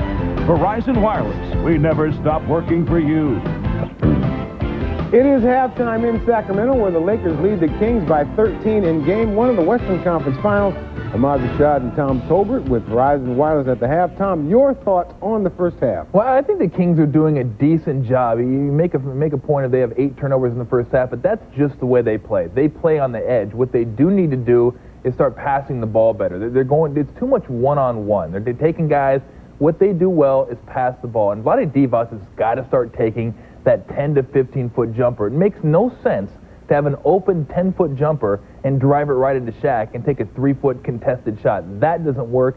As far as the Lakers, you look at guys like Fox, Devin George, Fisher, and Ori that are 12 for 19 combined. If they keep shooting like that, which I don't think they will, you're not going to beat them. Because you know Shaq's going to go for his, although he doesn't look as animated today as he usually does. Kobe's on fire. You can accept that. But if those guys can shoot 60% combined, you're in big trouble. Sacramento looked a little tight, too, at the beginning of that game. A little tight, but you expect that. I mean, you expect that. It's the first time, it's a big series for them, big game. They've wanted LA. They got LA now, and they're going to settle themselves down. All right, tomorrow at 5:30 Eastern, we'll bring you Game 1 of the Eastern Conference Finals between the Nets and the Celtics. Now, Tom is already on record as picking Sacramento in the West. What about the East? Who are you picking there? I like the Celtics here. I like the Celtics because they have Pierce and they have Antoine Walker, and Pierce is a guy who's shown me he can take over games in the fourth quarter. Jason Kidd did a great job against Charlotte taking over the games in the fourth. The difference there, a lot of times Jason Kidd has to rely on his teammates for passing to make shots. Pierce can do it himself. He can create and he can score. Celtics. Yes. Earlier here on NBC, it was the 127th running of the Preakness Stakes. Kentucky Derby winner War Emblem continued his quest for the Triple Crown, and here was the call of the stretch run from Tom Durkin. In the final furlong, just as they were in the Derby, War Emblem and Proud Citizen is surging to them as they come down to the finish. Magic Wisdom coming with a flying finish. Here comes War Emblem to win. He wins the Preakness, and it's on to the Belmont for a try at the Triple Crown. by Proud Citizen. War Emblem fought off all challengers today. It's on to Belmont. So War Emblem will try to become the first Triple Crown winner since affirmed in 1978. The final leg is the Belmont Stakes, and you can see it 3 weeks from today on June 8th right here on NBC. Tom's pick, by the way, was Medaglia d'Oro, who is still finishing the race, right? Up the track. Actually, it finished in 8th place, and I knew you didn't know what horse to pick. My horse No. second. See, I picked him, but I picked him to finish 8th. You didn't ask me who was going to have to... Man, Coming up, we'll send you back to Sacramento for the second half between the Kings and the Lakers. Thanks for joining us on Verizon Wireless at the half. This has been Verizon Wireless at the half. Verizon Wireless, we never stop working for you. Can you hear me now? Good.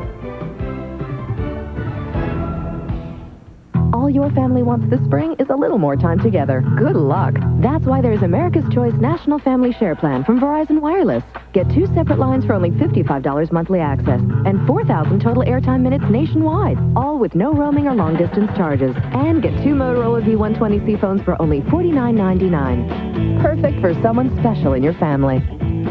Verizon Wireless, we never stop working for you. Can you hear me now? Good. The NBA and WNBA continue to write new chapters to the Read to Achieve story. Okay, let's read. With each turn of the page, players and coaches are encouraging families to open a book with their children. You like this book? All right. And by donating computers and books to create reading and learning centers, the NBA is helping kids develop a lifelong love of reading. Read to Achieve! Be a part of the success and Read to Achieve.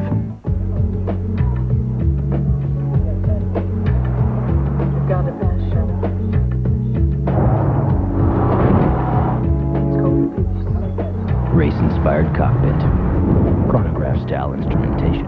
Introducing the Lexus IS 300 5-speed. Totally unexpected, especially starting at under $30,000. For an incredible value, just show up at your Lexus dealer. Halftime of game one, Lakers lead the Kings by 13 as we get to start the third quarter. Hi again, everyone. Lakers offensively, how much better can you get? Offensive brilliance, the result of flawless execution, and it wasn't any one guy. It was everybody. Kobe, Ori, Shaq, Fox, Fisher. They shoot 54%. They shoot 6 for 12 on threes, and Sacramento just could not keep the pace. Meanwhile, with Sacramento, Steve, they're one of the best passing teams in the league, not so in the first half. Yeah, this is a team that averages 20 assists, and you can see they only got 6. They got nothing from Vivian in the second quarter. Turkoglu is yet to get in, so they got to get their offense going. Not a good first half for Rick Adelman and the Kings. Adelman just a couple of moments ago spoke with our Lewis Johnson. Coach, can you describe what your players are going through in the first half, and what did you talk to them about at halftime to try and get them in a better flow here in this important game one?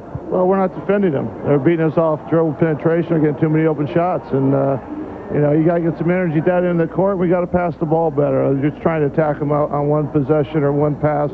And you just got to do a better job, especially defensively. Okay, thanks. Good luck in the second half. Mike?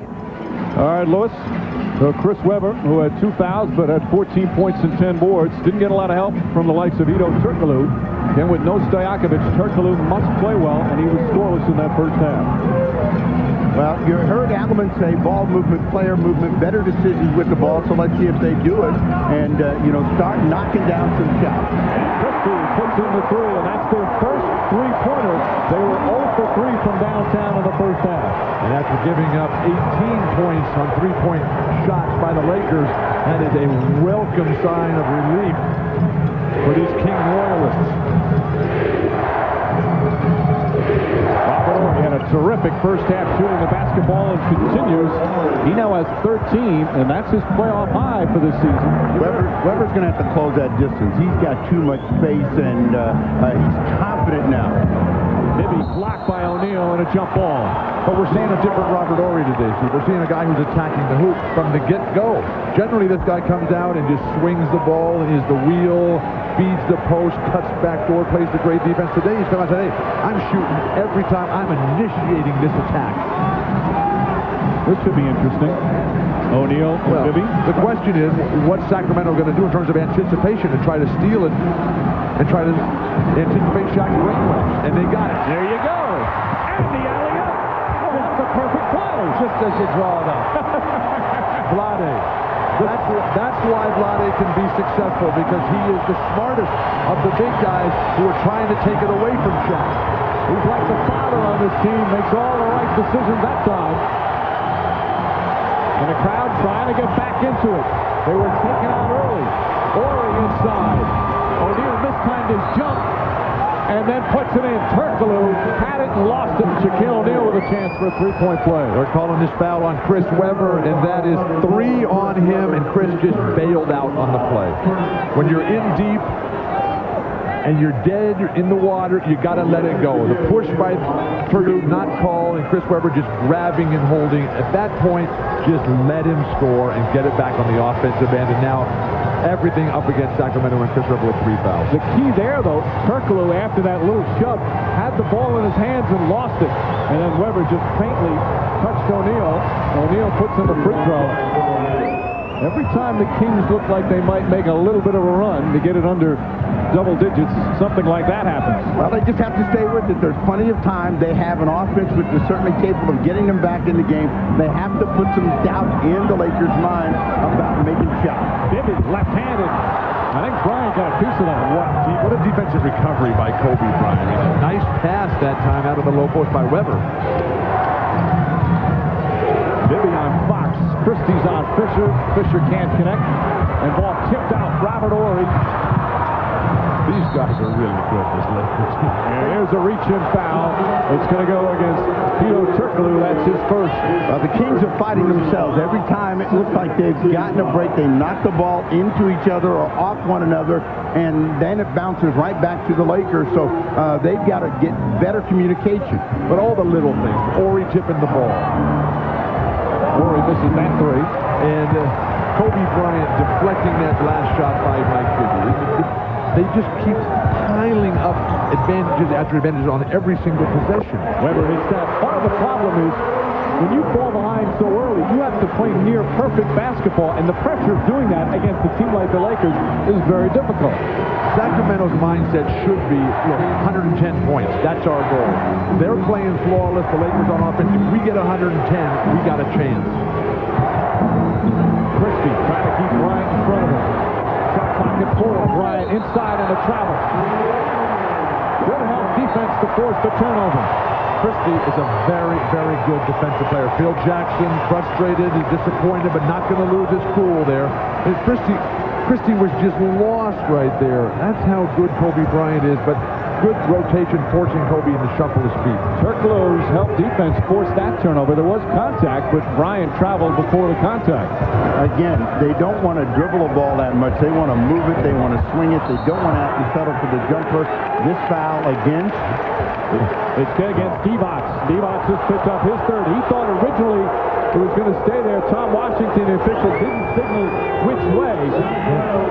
He did point down on the floor to stay here. That's a really tough call in the 3rd quarter of the opening game of the Western Conference Finals. Now, Divac fouled out twice in the Utah series, once in the Dallas series. During the regular season, he only fouled out once. And another foul on Vlade. This is really tough. So Divac now has 4 personal fouls, and he's going to have to sit for quite some time. Well, Horry comes up gimpy off of the play, but they had good ball movement, good player movement that time, and all the Kings defense could do was reach and grab. But another sign of the determination of Los Angeles today. Horry comes up, he gets kneed in the right quadricep there, doesn't lay on the floor, doesn't go through the histrionics, gets up and tries to shake it off, and he says, let's get going. We've got work to do today. We've got a game. That's not a hard foul, but it's a foul. He was in the wrong place, wrong time, and he will sit. Pollard comes back in the game. Robert Horry trying to walk off that knee banging he had with Divac. Laker lead back up to 11. They have led from the start. The bad news in all of this is the Kings have got 14 fouls already. Bryant, nice move, can't finish. And Bryant shaking up on the play. Kobe Bryant hobbling as he comes up the floor. Deflected out of bounds by Fisher. And there's a scary sight for the Lakers. Same possession, 2 banged knees here. Kobe Bryant slashing down the lane. A lot of Kings reaching. He split 2 defenders 2 different times, and Kobe gets banged there. That's the Kings' hope. Just keep coming. Come with the relentless attack and wear him down. Weber staying on the floor with the 3 fouls. Turkoglu, offensive foul as Hedo Turkoglu knocks down Robert Horry. That's the second on Turkoglu, who's really struggling today. Well, decision making. They'd like him to pass the ball. They want that ball swung. He decided he wanted to go one-on-one. Never saw Robert Horry. Ran right into him. Steve, we're seeing things from this Laker team that you're never going to acknowledge in the statistical accumulation at the end of the game. Horry, Kobe Bryant, all the guys. Rick Fox is doing a wonderful job time and time again. Racking up the fouls, and O'Neal just dumps it in. And the LA Lakers, after again a quick run, have now put it back up to 13. Now that's a move. Shaq flashing, coming back with a fake one-way and exploding. Beautiful execution. First team foul against the Lakers, and Rick Fox picks it up. This is the best I've seen the Lakers play all year. They have got it all going. Shaq steps in quickly. That little fake Akeem Olajuwon, Kevin McHale-like, and then coming right back. Pollard, as good as he is, nothing he can do. Turkoglu just forces that one. The frustration, you can tell, sitting in there. And that's on Fox. Let's, as much as Turkoglu's struggling, the main reason is the defense Rick Fox is playing on him. And the ball was kicked. Fox is a very underrated defender. Last year, of course, he stopped Stojakovic. And Phil Jackson can't say enough about him defensively. Calls him, he's plain and simple, he's a stopper. Well, no, he's a tough defender, but I mean, Turkoglu is just rushing his shot, and if he'll just relax, he'll start getting that ball to go in. Let's remember this: defense always has to react to good offense, and we've seen it when the Lakers have moved the ball, moved themselves, team foul number 5, so the Lakers are going to shoot. A foul on the entry pass. That's Pollard's first, so they're in the penalty. But how are you going to get Turkoglu off? I mean, the lead players, Bibby and Weber, have got to help him. The confidence is going to ultimately come from Adelman, but if you get dribble penetration and kick it off to him for an easy setup, do a dribble handoff, get him an easy play so that he can find a rhythm and gain a little bit of confidence, that's what the team game is all about. You can sense the Kings, again, since falling behind early, they've trailed by as many as 16, have been pressing to try and get back in. O'Neal, 1 of 2. 15 points for O'Neal, 6 of them here in his third period in just 4 minutes. Never underestimate the job that Derek Fisher has done on Mike Bibby and slowing him down, cutting down his ankles, much the way he did last year in the finals against Iverson. Bibby puts that one in your face, Walt. Bibby now with 10. But that's the story about these role players with Fox and Horry and Fisher. They don't just hit threes. They make big defensive plays and do it on a regular basis. The effort that they exude on the defensive end with Shaq is just rolling. Impossible to stop. Shaquille O'Neal starting to flex his muscles here in the third. Those are the shots you want Shaq to take. And it's obvious as Fox gets called for that one. They're starting to tighten it up a little bit as there's been some extra pushing and shoving. Well, what has happened is they're letting Shaq get the ball too deep. And then Pollard is trying to react to that, and Shaq's rolling now. Early in that first half, he was not making shots. Now he's got a good rhythm. That was 3 on Fox. He remains in the game. Weber double team. Kicks out, but Christie left wide open. And Christie able to knock down the jumper. Chris Weber with a nice pass after drawing the double team, but as this series goes on, if he doesn't execute better footwork down in that low post, that left block, it's not going to happen for Sacramento. The crowd desperate for a Kings run. Bryant. Christie stays with him, knocks it away. Excellent defensive play. Bryant will try it again. With 2 on him, knocks it in. What a shot from Kobe Bryant. That's a heartbreaker right there, because you do everything and the ball comes right back to him, and then he dumps one down on you, Horry with the foul. Too deep, and so he's not even going to let him get a chance to go to work. But with Kobe Bryant seemingly shut down, when everything seems as if it's going to just totally fall apart, You cannot make a more difficult shot right there. And you got two guys lunging right at him. He's falling away up against the shot clock. He's just too good. Christie could not have played him any better, and then gets the nice feed from Weber. And that's what they wanted to do at the outset of the ball game. Move ball, pass ball, finish play. They had 6 assists the entire first half. They had 6 already in the third. The crowd on its feet here at Arco. They haven't had too much to cheer about so far. O'Neal deep. Rusted. Weber couldn't handle a rebound, but Pollard right there to pick up the pieces.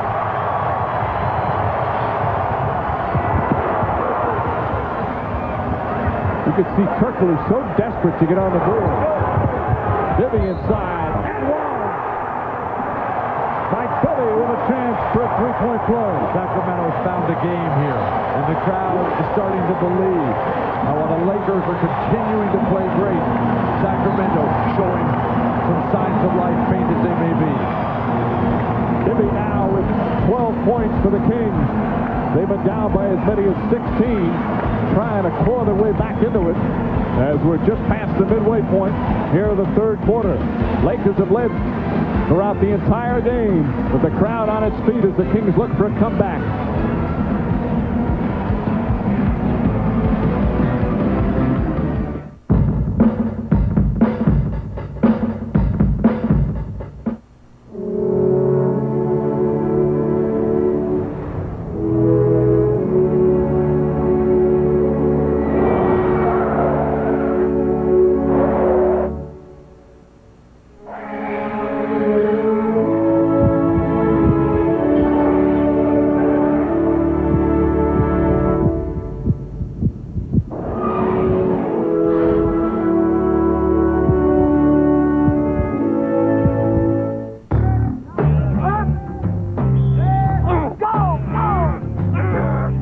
What it feels like when you eat the wrong thing before a game.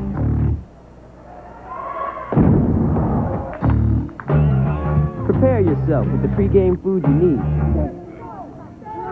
Gatorade Energy Bar, packed with the carbs and protein your body needs to tear it up.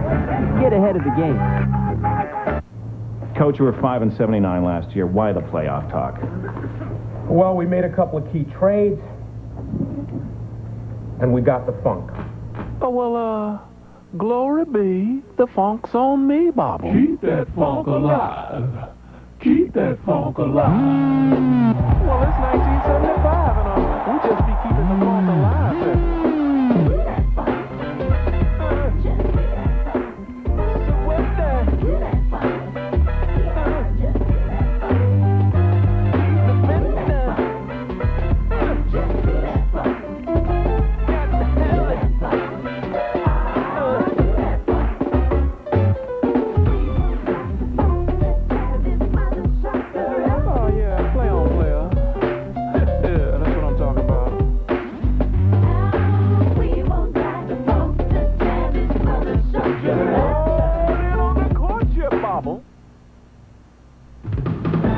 The NBA on NBC is brought to you by Lexus and their passionate pursuit of perfection.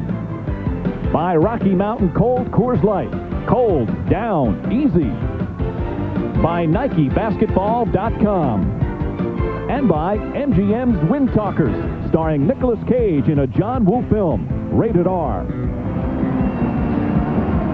Sacramento Kings getting some big minutes now from Mike Bibby, averaging over 18 points a game in the playoffs. Now making some big plays here in the third. Well, you know, Mike Bibby is a guy that really does have great offensive ability. Inside and out, he's a threat at all times, and he's just got to remain aggressive, and he's doing so here in the third quarter of play. And if he continues to attack, good things will happen for the Kings and Bibby, who has now a chance for a three-point play. Bibby never played in the playoffs when he was with Vancouver. In his first-round series, his first playoff action ever was in the opening round against Utah and John Stockton. When that series ended in 4 games, Bibby went over to Stockton and said thank you to him. Thank you for showing me what it's like, for helping me learn about the playoffs. He says Stockton was very gracious, said you're welcome. And Bibby learned a little bit about the playoffs from one of the all-time greats. Bibby torched John Stockton in that series and then went on to dismantle Steve Nash. He was the best player, the most valuable player for Sacramento, and now his poise has made it happen. And just like that, O'Neal quiets the crowd. Shaquille O'Neal has 10 points in this third quarter, and we played just 6.5 minutes. No, those are the quick-hitting plays that they don't want to let the Lakers execute as they try to claw their way back in. This draws the foul on Horry, and they're going to call it in the act of shooting. So Mike Bibby will go back to the line. When the Lakers can score like this out of a made free throw, you know you're in trouble. But then when Bibby comes right back along this baseline move here, with the Laker defender flying right by him. Well, he also learned that from John Stockton.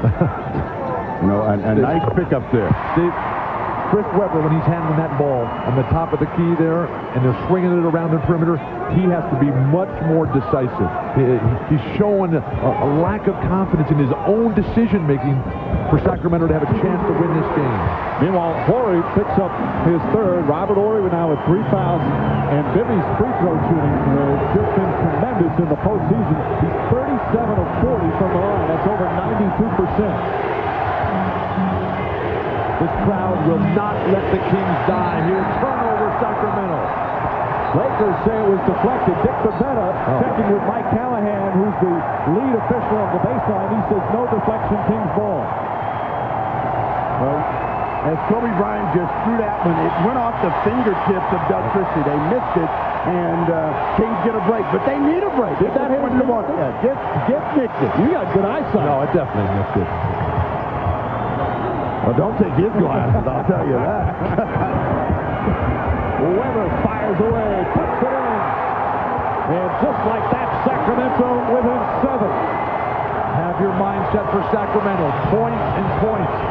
When was the last time the Lakers even scored 100 in the NBA playoffs? This is the closest they've been since the first quarter. They've trailed by as many as 16. Fisher. Perkele the rebound. Well, that is what they were getting in the first half. Horry, Fisher knocking down those threes. Bibby won't go. And Rick Fox, excellent boxing out. Krause already pushed, but he grabs the board. Now, Bibby's got to keep taking that shot. That is his shot. He can make that shot. It's going to make a big dent in the Laker lead if he continues to be aggressive. Los Angeles has to go to Shaq earlier in the shot clock. They look to double. O'Neal. Weber with another rebound, his 11th. And Pollard is in transition, running Shaq. Sacramento doing a lot of things right here. O'Neal knocked it away. Lakers' transition defense has really been very strong. Well, the crowd is upset, but Pollard didn't come to get that ball. If he comes to get that ball, they get a foul against Shaq. O'Neal deep in the post again. Perkele comes in for the rebound. Perkele has found a rebounding rhythm. That'll help him work his way back into the rest of his game. Great defense, Fisher. That's offensive foul. Boy, Fisher, he's one of the best in the NBA at throwing charges. And while, Steve, you talked at the outset about Adelman's claim that this matchup will be critical with Bibby having to be successful, never underestimate this little guy, Derek Fisher. Well, that makes it even more important that he's successful. I mean, if he is going to be that important defensive stopper, Bibby's going to have to make better decisions. Certainly, he's going to have to make shots. First foul on Bibby. They go again to Shaquille O'Neal.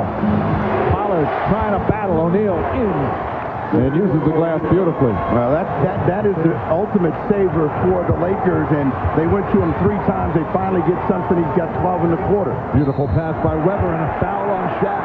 Make him guard the ball. That's only his second. And now they're in the penalty, so Pollard will go to the free throw line. Even though Shaq is rolling offensively, the Kings can live with this. Just don't get in a fouling situation. You make a guy take jumpers like that, fading away every single time. Shaq has not been able to go to the hoop time and time again, and now Pollard getting it back on the offensive end. Pollard 6 of 7 from the line so far in the postseason in his limited minutes. It's that tomorrow at 4:30 Eastern, following a 1-hour pregame. The NBA playoffs continue as the New Jersey Nets will host the Boston Celtics in the Eastern Conference Final, Game 1. Wednesday night, Jason Kidd helped them eliminate Charlotte. And then, of course, the draft lottery will come up at halftime. Exclusive coverage of that So tomorrow, game one of the Eastern Conference Finals with the NBA Draft Lottery at halftime. Tomorrow at 4:30 Eastern. And it's back to a 7-point game.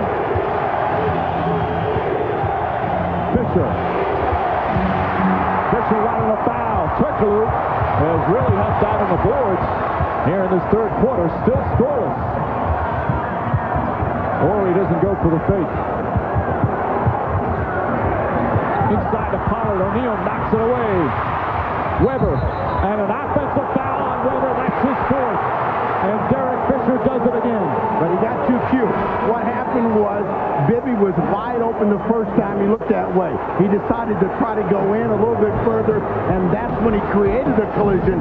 This is an easy call to make. Bibby is right there, wide open. He goes one step too far and then tries to make the play.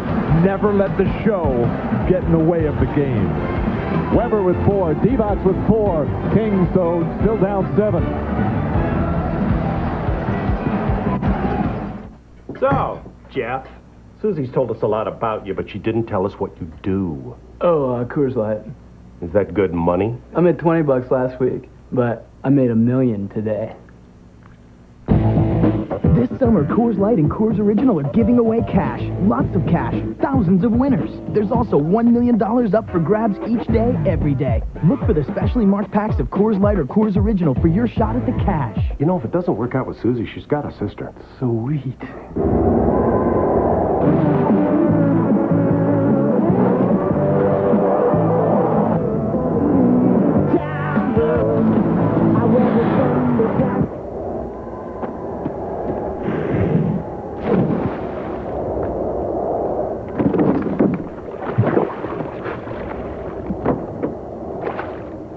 Are you tough enough to drive a Tacoma?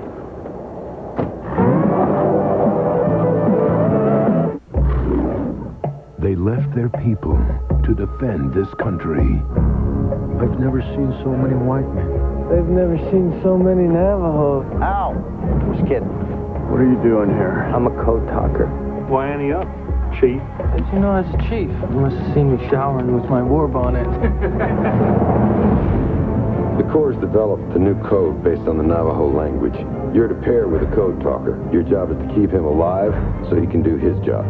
They use their language to preserve our freedom. From director John Woo. Come on! It's my responsibility. Let's go! We're gonna make it. We're gonna make it out of here.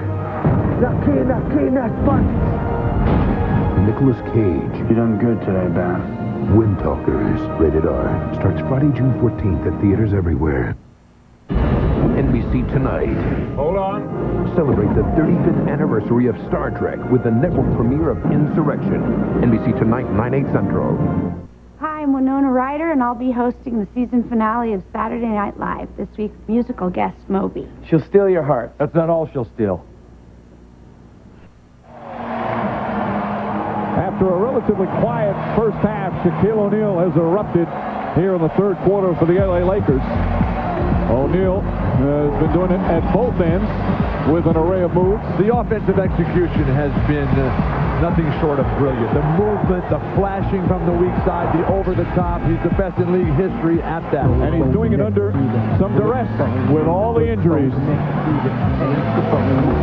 Of course, the arthritic right toe is key. But he seems to be okay with that. But it's just one of many injuries for Shaquille O'Neal. You can tell he's not 100%, but he's doing pretty well here. His numbers are down. He's been doing what has been necessary to get the Lakers here. But to win the championship, you got to put it all out there. A lot of guys have wrecked their bodies doing it. Shaq learning the hard way this season after a relatively injury-free career up to this point. Well, what the Kings have got to do is try to get Shaq further out on the floor because they're letting him get solo coverage. So he's going one-on-one. Robert Horry keeps it alive. Last touch by the Kings. Boy, Horry, he's doing a little bit of everything here today. Well, that's why they like Robert Horry, and that's why he always seems to play so well in the playoffs. coming out of the ball game now. Devin George will replace him. Horry says one of the reasons that he plays so well in the postseason is he got days off between games. Says he doesn't recover as well during the regular season.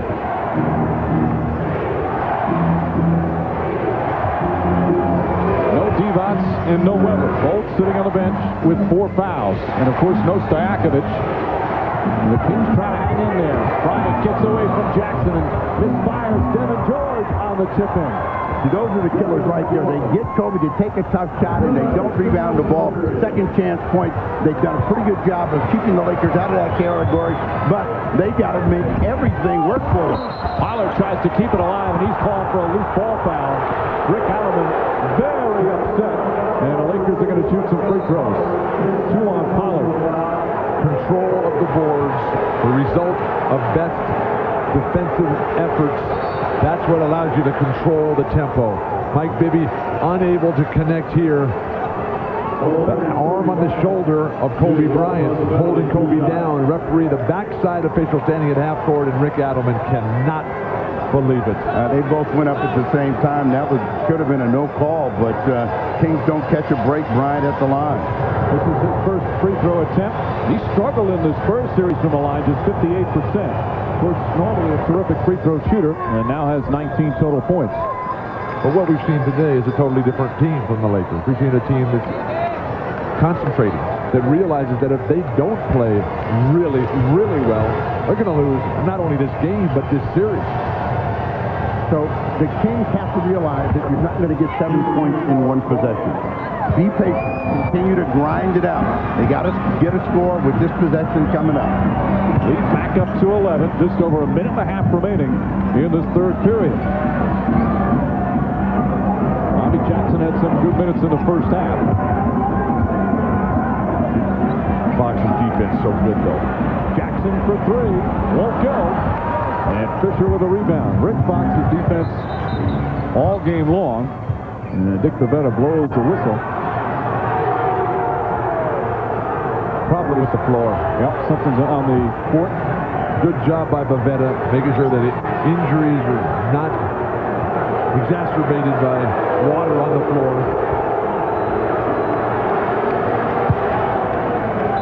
So they make sure it's all set. Not only do you have the best players right now left with the best teams in the NBA, you have the best referees officiating the games.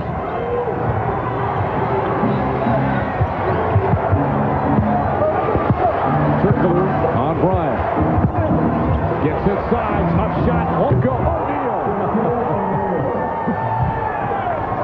That's why you cannot give up penetration, because your big man has to go for blocks, and that allows Shaq to do that. Hercules shot set into the 5th row. And Sacramento will inbound, just under a minute remaining, and it's back up to a 13-point lead, a huge third quarter for Shaquille O'Neal. Yeah, they got it to 7, and then there's been a series of turnovers and no offensive production. A hope shot there from Turkoglu. Nearly tipped in by O'Neal, who rips down that rebound. Now that's a rebound. Although the rebound of the year was Kobe's at the end of the game in San Antonio. I would agree. Triple, meanwhile, now 0 for 7 from the field. Devin George.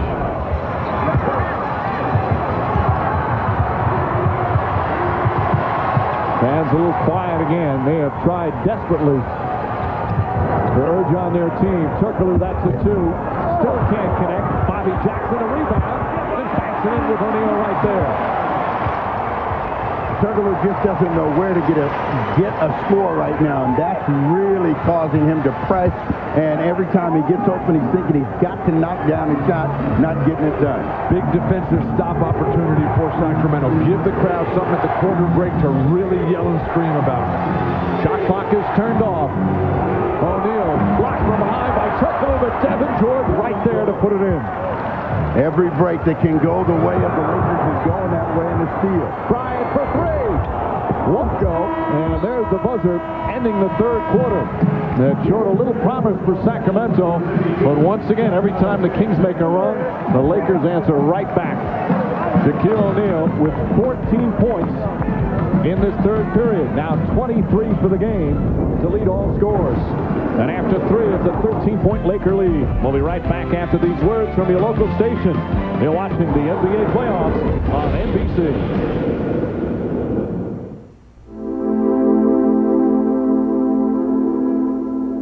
The Insurance Institute for Highway Safety subjected full-size pickups to their crash test, a test performed at even higher speeds than those conducted by the government. In the end, Tundra earned the highest overall safety rating for full-size pickups.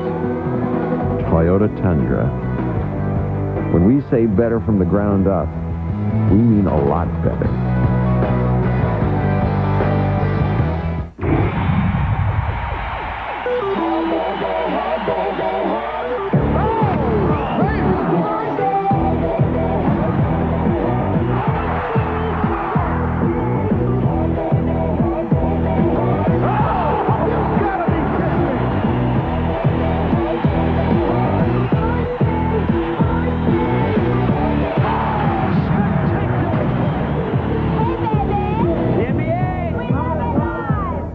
Cosby Show, a look back, NBC Sunday.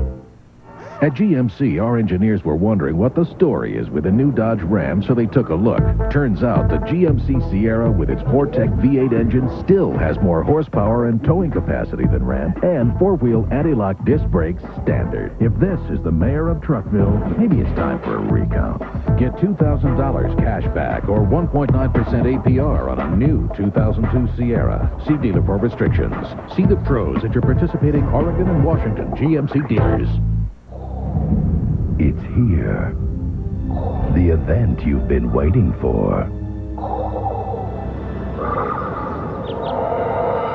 It's the Memorial Day sales event at your Northwest Ford stores. Get into a best-selling Ford Focus for just $197 a month, or drive home a best-selling Ranger for only $197 a month.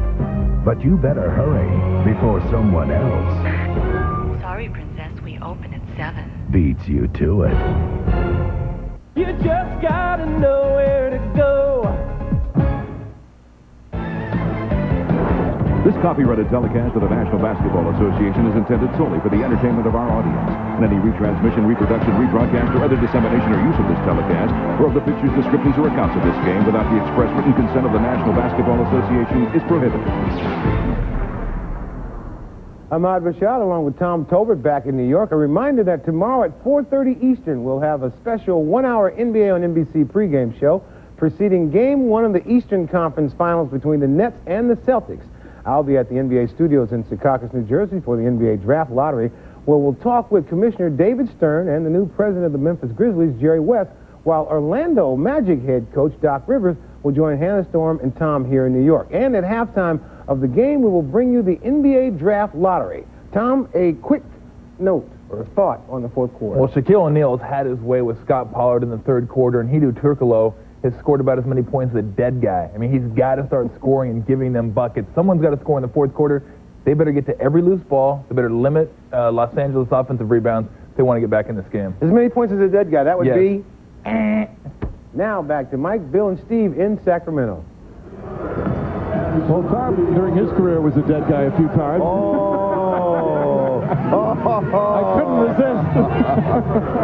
Meanwhile, talk about the lottery. That guy's going to be picked, of course, from University of Kansas, and he's a local guy, Bill. Growing up in Richmond, California, just adjacent to Berkeley.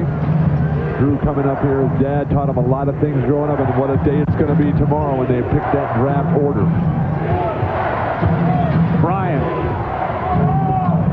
Now, they held Kobe in check in that third quarter. He only had 4 points. He had 16 at the break, so he's got 20. He had that one spectacular play, but they've got him missing shots now. Walker called for the travel that time, as you see Divac and Weber both back in with the fourth foul. Time for Sacramento to really go. Shaq's on the bench for his regular rotation on the rest. Weber inside. Got it. The tip won't go. Divac tips it in. No explosion for Chris Webber. There's no excuse for that. Where's the footwork? Where is the footwork? Robert Horry down. And Horry is still down. Lakers going to have to call a timeout. And we'll call a 20-second timeout as Horry's shaken up. Horry has had a superb game. There's not a guy on the Lakers that hasn't had a superb game.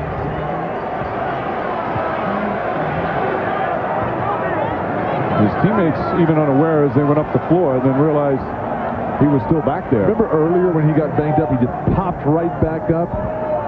See if we get a look at it.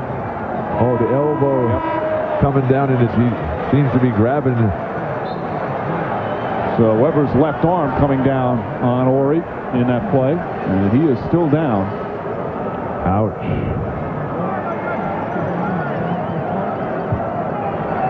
That could be a concussion type of deal there where you got that and you're going to be out for a while.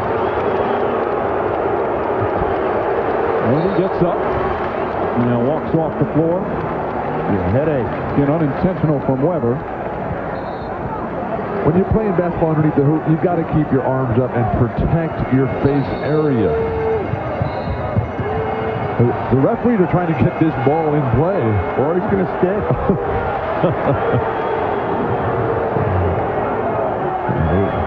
He doesn't look all that clear-headed right now, Steve. Well, I mean, that's he's going to stick in the game, so he's going to try to play through it. I think he just needed a rest. I don't know. If you're Sacramento, run everything right at him right now and check him out. Lindsey Hunter, meanwhile, back in the game for the Lakers. Bryant spinning. Count it and one. Doug Christie made a swat at it at the last second, and Bryant with a chance for a three-point play. He did everything but pushed down at the end of the play. And we've had some technical fouls handed out. Divac and Walker double technicals. The official's just nipping that in the bud right now. You don't shoot any free throws on double technicals. You watch Kobe work here, and he's spinning, working his way. Christie stays with him, and watch the little push on the hip down below. Not much, but they give it to Kobe. They have a chance for a three-point play. And there's the taunting technicals. And Robert Horry has spent this entire time over with Gary Vitti in front of the Lakers bench, talking it out, seeing what they're going to do here. Bryant misses badly, but he has 22 points. 13-point Laker lead, opening minute here in the fourth. Poor spacing by Sacramento to get everybody on the same side of the floor.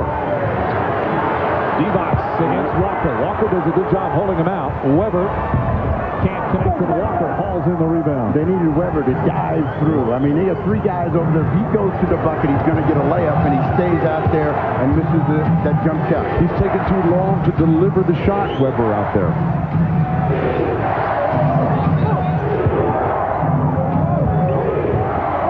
Lindsey Hunter. That's a long three. Walker tips it out right to Hunter. Samaki Walker with a nice play. Phil Jackson said one of the real keys is for us to get on the offensive glass, and the Lakers have done that today. That's got to be an offensive foul. Devin George plows into Mike Bibby, and George picks up his fourth. But Sacramento still down by 13. Now, you look at Weber. He's got 20 points, 12 boards, 5 assists. Those are some real nice numbers, but evaluate his performance. Scott, give me impact. Give me control. Well, he still has 10 minutes for the impact and control. Yeah, Weber staying on one side, and this is not what they wanted. They wanted to be able to move the ball and move people and get easy shots. A lob to Weber. Nice. Beautiful. Beautiful. That's pretty good hand control on that. Well, Weber's got great hands. If he can touch it, he can make a lot of things happen with it, and that was an example. Christie has had his hands full. Stays right with Bryant, who puts it in. That's the problem with trying to beat the Lakers. Not only you got Shaq out of the game finally, so you get a little bit of a respite there. Jackson draws the foul as he goes to the hole. We're starting to see some hard fouls, a little extra chirping as Devin George picks up his fifth, and Bobby Jackson will shoot two. But when it all breaks down, you just give the ball to this guy.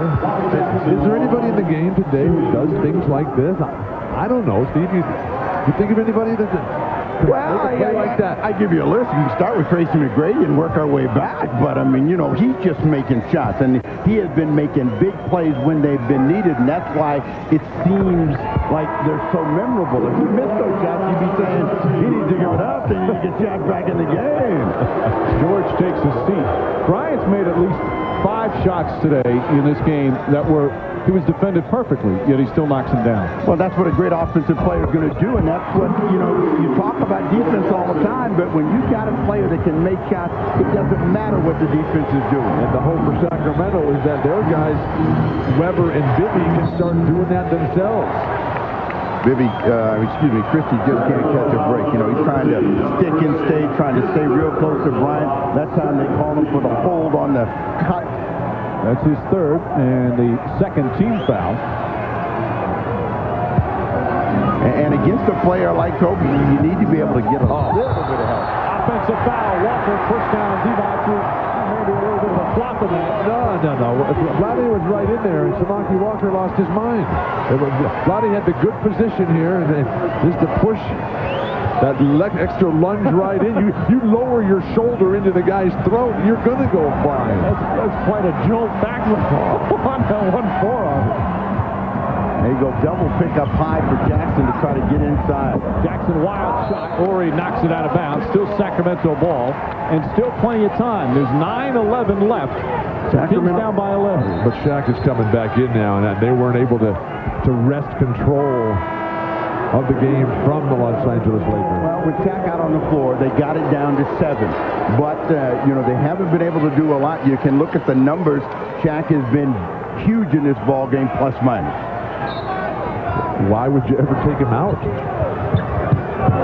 played 33 minutes so far.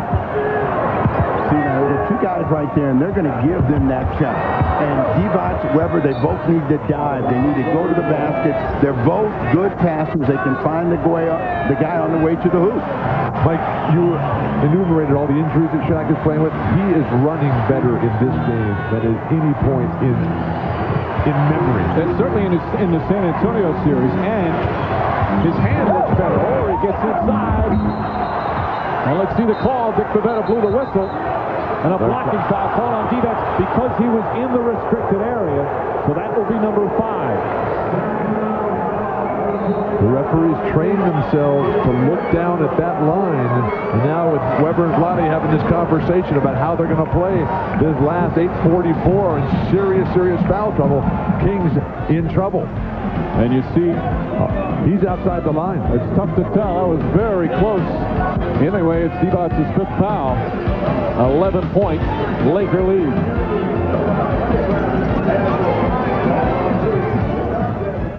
The Celtics, the Nets, tomorrow, 4:30 Eastern, NBC.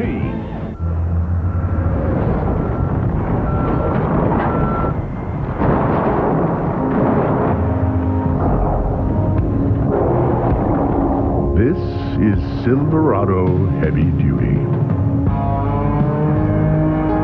The most powerful heavy-duty pickup you can get. Silverado Heavy Duty.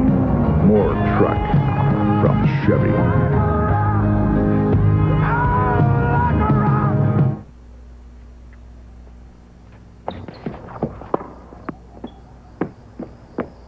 How's your retirement plan performing? Sun America can help. Just ask your financial advisor. Sun America, the retirement specialist.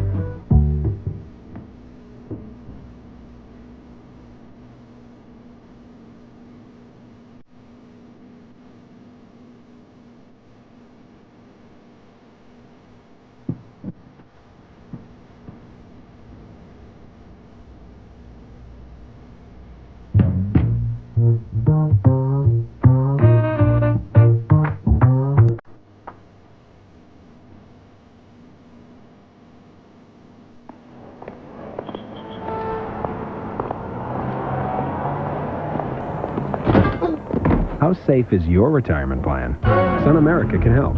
Just ask your financial advisor. Sun America, the retirement specialist. 2 points is 2 points. Don't be a show. I don't care if you slam dunk. I don't care if you shoot a layup. 2 points is 2 points.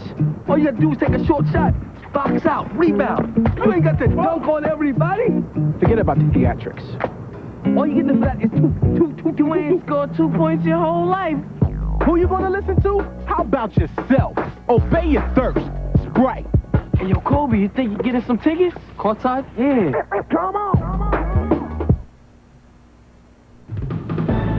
The NBA on NBC is brought to you by Chevy Trucks. the most dependable, longest-lasting trucks on the road.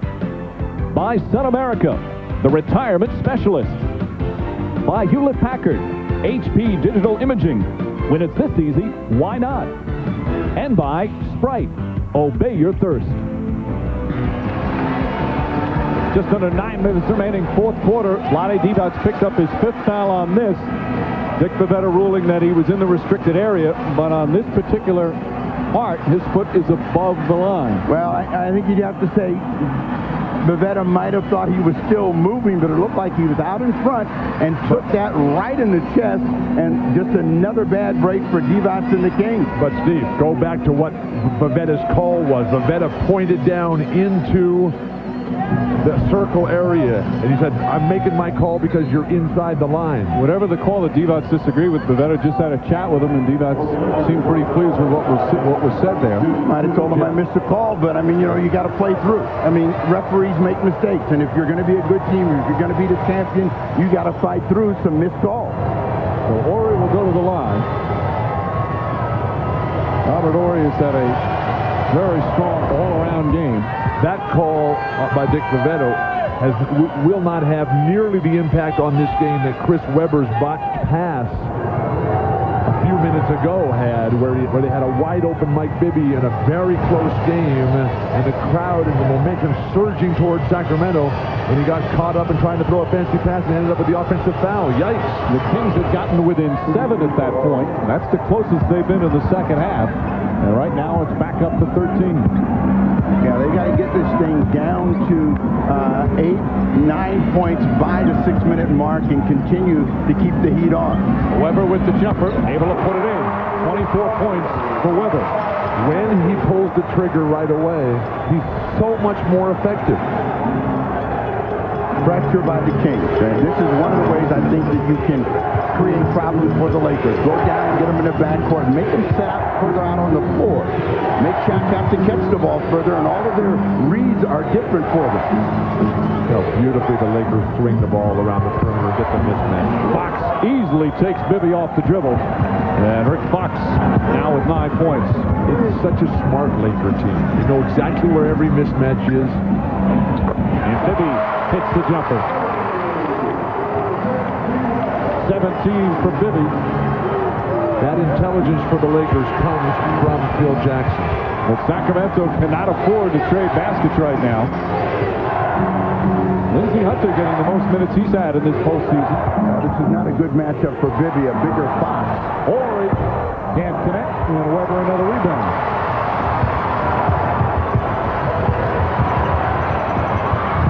Bibby knocked away by Hunter with Corrales in. Divac dives on him and a jump ball. Vlade's already got one technical, so he can't have any breakdowns here. He's got 5 fouls. One more mistake either way, and Vlade's out of this game. But it's a big play by Vlade, though, to jump in there. It looks as though Hunter's going to have it. He comes over the top, and they get a jump ball. Last time Shaquille O'Neal and Mike Bibby had a jump ball, it was Sacramento that won it, and they won this one as well.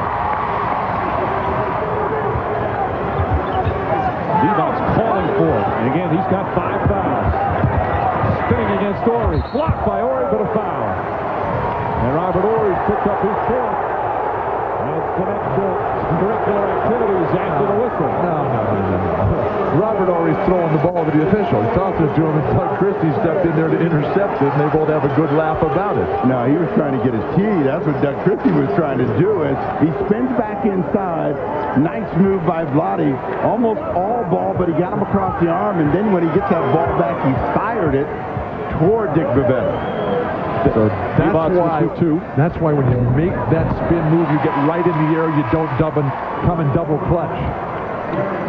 And see, he'll get this ball, and he's not happy with the call. He fires it back out there, and he's saying, hey, I was throwing it to the official.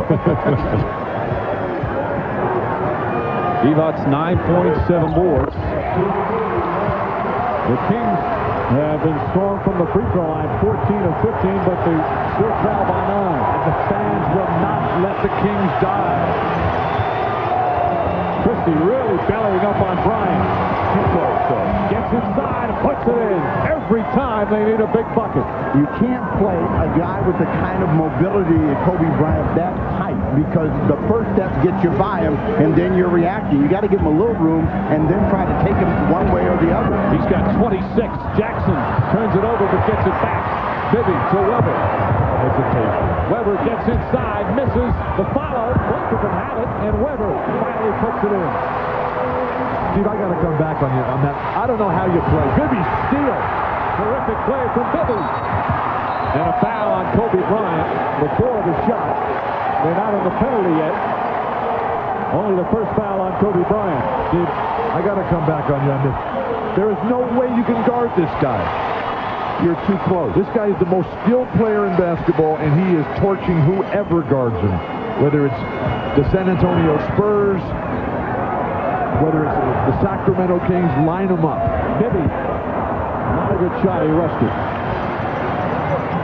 Coming up on the midway point of the fourth, and the Kings still down by 9. They still have time. They need to have good defensive pressure here. Make this shot come up from the outside. Give the Lakers just one try. They've forgotten about Shaq right now. They get it right back to Kobe Bryant. Oh, that's got to be an offensive foul. He hit him with his elbow and forearm right in the face, and Doug Christie had him played perfectly. Fourth foul on Christie. And for Sacramento, their 14th foul. Let's take a peek. This is what happens when you play too close. You can't react to that. That elbow catches him, but it wasn't an intentional elbow. But when you're playing glove tight, you're going to get hit. The crowd doesn't like it, but they're more upset with their team down by 9.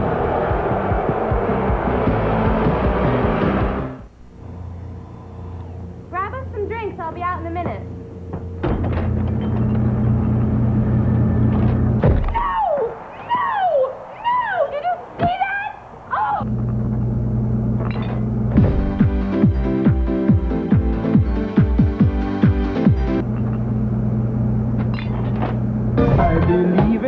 Dessert, Doctor?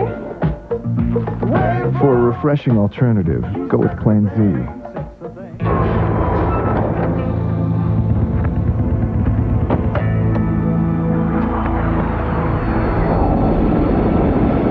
I hate it when he does that. Sorry about the dust. Come on, guys, let's go. After the new roomy 7-passenger Chevy Trailblazer, everything else just seems kind of weak. I left the bagels in the jet. The new Chevy Trailblazer, like a rock.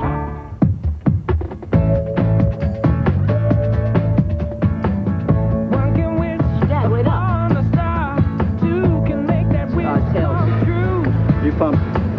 You pump. Aloha.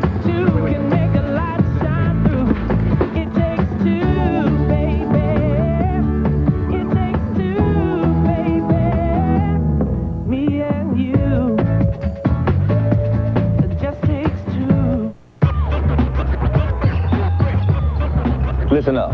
Here's a new guy. His name is Lennox, and he can play. And he's going to make all you guys look better. I hear practice is going rather well. Yeah, new guy Lennox is working out. Come on up, Jeff. By the way, what'd he cost? Peanuts. Why would anybody that good play for peanuts? Loves the game. I'm the open man. Tiger Woods, the most dominant force in golf. He's already won all 4 major championships in a row. Now he tries to pull off that amazing feat in the same calendar year. His next challenge, golf's greatest championship, the U.S. Open, starting Thursday, June 13th on NBC. Bad things happen when you play the offensive player this tight. Now, Kobe Bryant is just going to spin and come across, and he catches the forehead of Doug Christie. Now, there's no contact for Doug Christie, and there shouldn't have been a call there against Doug Christie, and I'm with this guy right here. I'm getting chin foul. No contact, Steve. The elbow came through and caught him across the face, but the nose, look at his nose. It's red as can be. You're saying there's no contact, there's no foul? If it was an exaggerated move, and those glasses are no good, they would have made that call. But again, Sacramento has to play through many of the calls. Fisher, good defense from Bobby Jackson. Fisher able to knock it down. Oh, the flop will kill you every time, and Jackson went for the flop, left Fisher wide open, and an easy deuce. Don't lose your patience, your control, your composure here to Sacramento. You're up against it. You've got to get to 100 points, at least. Weber again knocks it down. Now, look at Weber. He's doing some good things out there. 28 points, 14 boards, and 6 assists. It's not just stats, though, Bill. It can't be just stats. Those are pretty impressive numbers. They played from behind the entire game, at home, with the best record in the league. Christie trying to get very physical, and then Christie throws Robert Horry. And this is frustration a bit for Doug Christie as he picks up his 5th foul. Are you a freak, guys? Gotta be for grabs! You'll see they go in there, and he ties him up. Now, he's holding Robert Horry, and then he just decides to try to tuck him to get back to the ball. Once he went by that screen, he should have released, and he didn't. He got caught. Christie's had the best year of his career. He's a wonderful defender, but he's frustrated right now with what Kobe Bryant's been doing to him. He's got 5 fouls and 5 team fouls. The Lakers are shooting free throws the rest of the time. What would you do if somebody came up and smacked you in the face with an elbow, and then they said it was your fault? But you got to forget it and not let it affect you on the next play as the way this is the free throw. Of course, Game 2 will be coming up on Monday night on TNT. Coverage beginning 9:30 Eastern. As the Lakers and the Kings right back here at Arco Arena. Will the Lakers have a 1-0 lead? Or can the Kings come up with a superb comeback and try and take this opener? Horry goes 1 for 2. Shaq has not scored here in the quarter. It's been mostly Kobe making plays, so they've done a good job of keeping him from throwing the ball to Shaq. The Lakers have led the entire game by as many as 16. Bibby, the floater, blocked for the foul. Mike Bibby will shoot a couple. Rick Fox picking up his 4th. I'd like to ask you, since you posed the question about Chris Webber's 28 points and whatever rebounds, yes, have you been impressed with Chris Webber's game in terms of leading the attack and coming out and showing a sign that Sacramento is going to win this game, win this series? I think he's played very well, but he's made some mistakes, and as you mentioned, at critical times, especially that offensive foul. The numbers are fine. And somebody looking at just numbers is going to say, great. But what about leading your team to victory? What about giving Turkoglu confidence? What about setting up Doug Christie? What about giving these fans something to hang their hat on and say, we're going to get this done? He still has 4:40 to try it. There's a steal. 3-on-1 for the Kings. On speed, and Christie puts it in. 6-point game.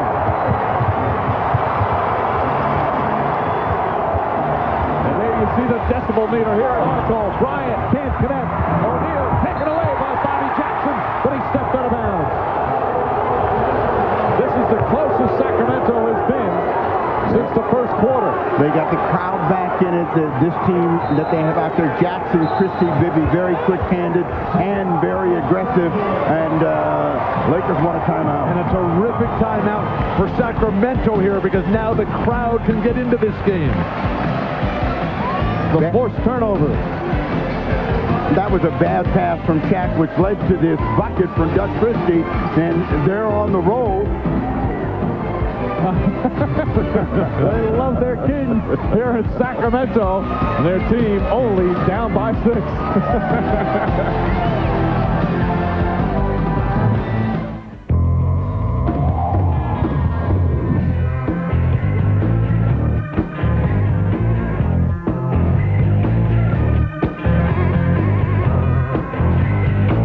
So you sure this is okay? What if someone calls? What if someone calls? Sometimes you feel like being dependable. Sometimes you just want to go for a drive. Chevy Impala. Jerky? Use text messaging from your Verizon Wireless phone to play the Verizon Wireless NBA Trivia Challenge. Get in the game at NBA.com.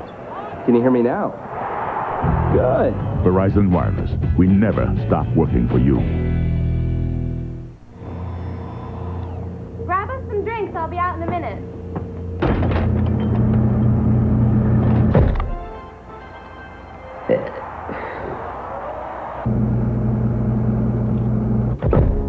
I'm gonna need to know that you're in this for the long haul.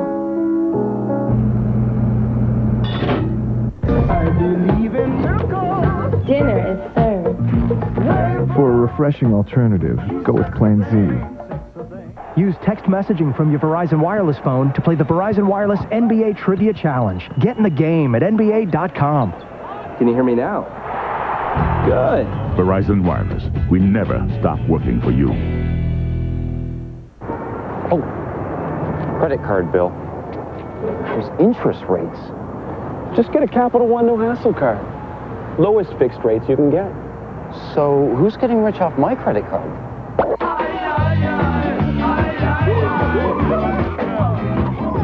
Someone living large off your interest payments? Get a Capital One no hassle card. It's got the nation's lowest long-term fixed rates and none of the hassle. What? In your wallet. Ahmad Rashad along with Tom Tolbert back in New York. Due to the length of tonight's game, Star Trek Insurrection will not be seen. But coming up immediately following the Kings and Lakers, the comedy Just Shoot Me, followed by the critically acclaimed Law and Order. Tomorrow, the NBA on NBC continues at 4:30 Eastern with a special one-hour pregame show preceding Game 1 of the Eastern Conference Finals between the Nets and the Celtics. I'll be at the NBA studios in Secaucus, New Jersey with Pat Croce for the NBA Draft Lottery, while Orlando Magic head coach Doc Rivers will join Hannah Storm and Tom right here in New York. But now, back to this game. Tom, your thoughts? It's incredible. I mean, this game seems to have gotten away so many times it's hard to count. It's a 6-point game with a little over 4 to go. If I'm the Kings, I'm double-teaming Kobe. He's not hitting the shots to beat me. And on offense, I'm putting the ball in Mike Bibby's hands and Bobby Jackson's hands and letting them do what they can do. Sacramento's showing no signs of that San Antonio flu. No, they're coming back. All right, now back to Mike, Bill, and Steve in Sacramento. All right, Ahmad. Sacramento, a bad first quarter. They've been put themselves in a huge hole early. Now suddenly here in the fourth, making their first real run. Bobby Jackson part of this run, and maybe for the first time, Bobby Jackson enjoying being double-teamed. Well, they're showing them a little love here, and they appreciate the effort as both of those ladies. Say, Bobby, keep it up. It's good to be king. New 24 for the Lakers, 4:19 remaining. Deflected out of bounds, and it's still Laker ball. I'm sure you're going to see the Lakers try to look for Shaq now. Jackson takes a timeout. Adams is saying, what do we need to do to catch a break? Kings need to keep their composure. 23 on the shot clock. Foul trouble critical. Christie and Roddy each have 5. Weber has 4. Bryant across the lane. Roy is short. Rebound. Knocked loose. Stevens comes away with it. Bibby. And Jackson looking to do something with it before he caught it, and that is a costly turnover. Yikes. You're going to get kisses after that. These are the kinds of things that will kill the momentum. When Weber made that offensive foul and they were within 7, the Lakers go back up to 13. So this is a critical stop right here for Jackson and the Kings. You see all the turnovers for L.A. in this fourth period. O'Neal has not taken a shot yet in the quarter. Gets his own rebound and one. Shaquille O'Neal with the second effort. And it's back to an 8-point game. Vlade relaxed. 3 things you have to try to eliminate. It's on Weber, by the way, his 5th. So 3 Kings now with 5. But when you land, Vlade just stops. Shaq keeps going. You have to eliminate Shaq's jump hook, eliminate his backdoor lobs, and his offensive rebounds. If you can do those somewhat efficiently, your chances of winning might go up. Can't stop for 1 minute against the Lakers as O'Neal hits a free throw, and just like that, back to a 9-point game. You wonder, though, if there's a fatigue. When you have to come from behind all game long, it takes its toll. These fans are not going to let their Kings get tired. Bad pass from Weber, and a second costly turnover for the Sacramento Kings.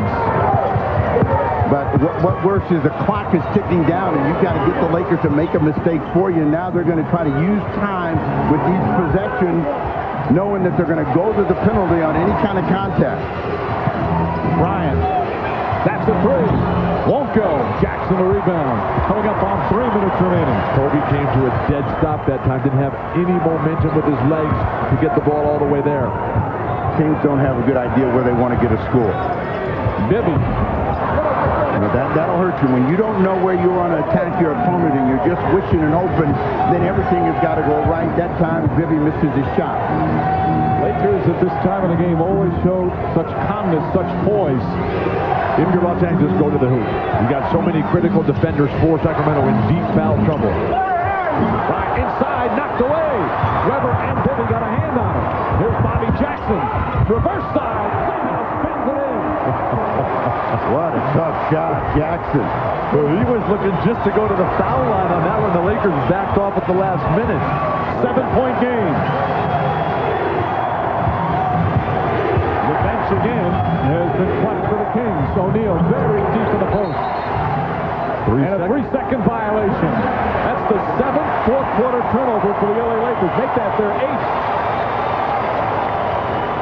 Well, they get a break. They've been looking for one. Looked like they could have called a foul on Weber on the arm, and then Bobby Jackson, degree of difficulty.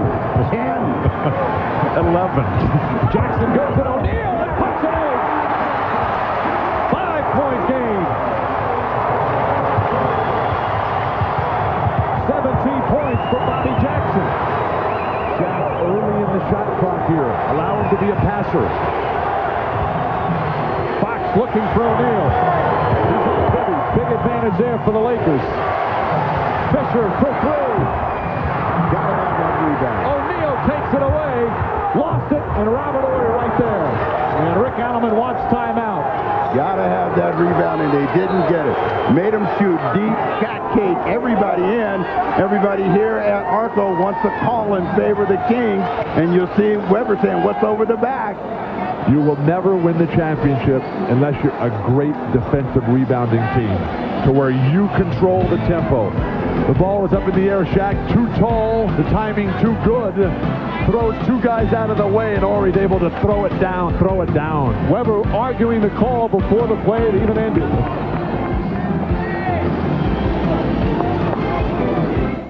Get me undercover, brother. He's got a talent for disguise. Nobody touches the fro. But when a dangerous criminal threatens the world, he's the one to call. Action is what Undercover Brother's all about. This summer, it's time to unleash our secret weapon. Would you like to be my friend? He had sex with a white girl. Was it everything I dreamed of? Excuse me. Undercover Brother. Drop it. This woman just can't. I meant the gun. Rated PG-13 at theaters May 31st.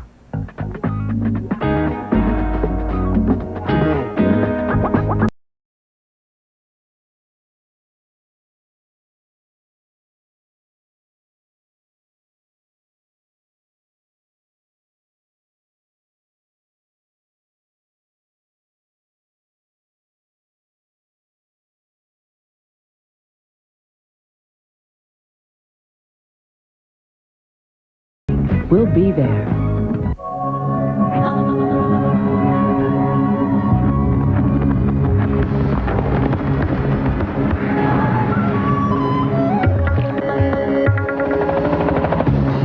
Immerse yourself in the only internet destination vast enough, varied enough, vivid enough to let you explore all the worlds you live in.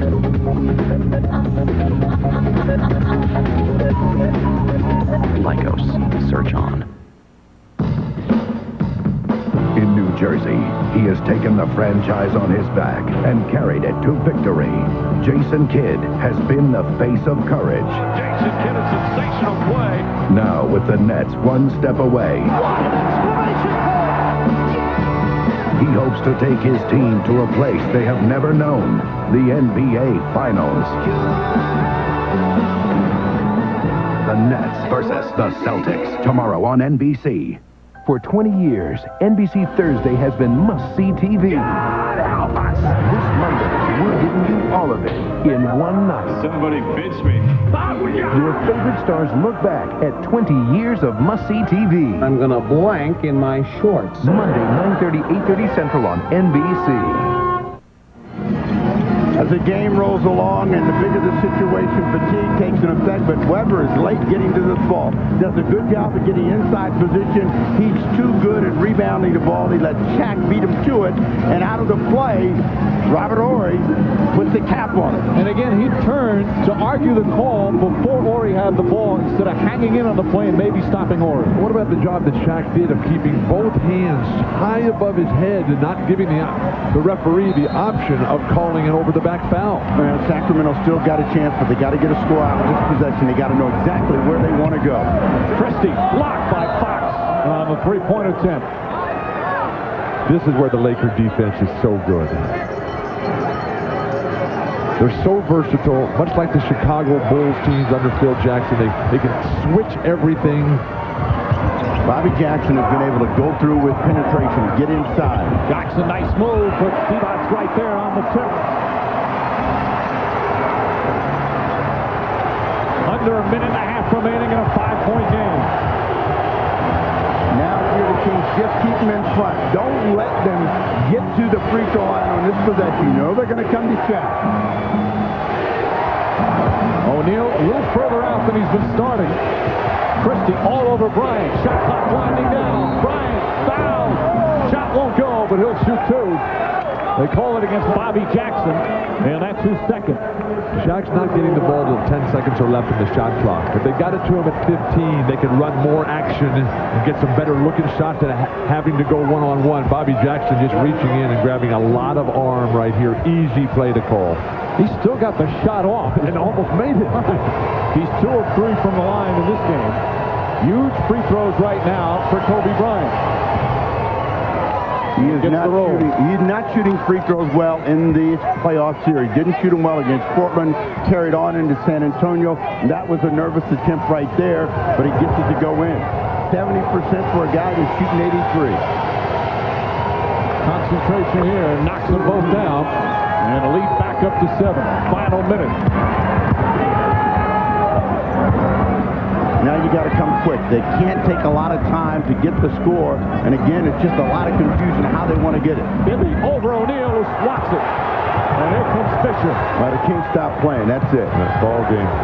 That's the 4th block for Shaquille O'Neal. Another huge defensive play for the LA Lakers.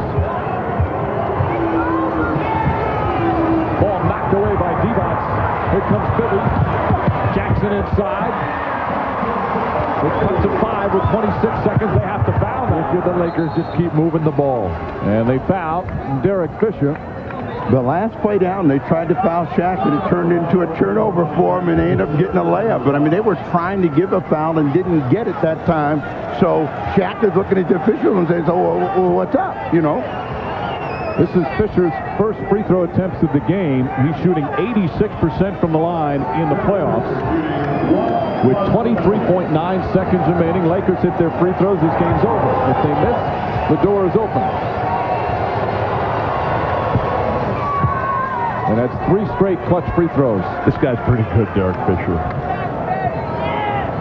In that first quarter, when they got themselves in a hole, they've been climbing out ever since, and every time they've made a run, they've made a mistake at a critical time to give the Lakers enough breathing room to build it back up. Timeout, Adelman.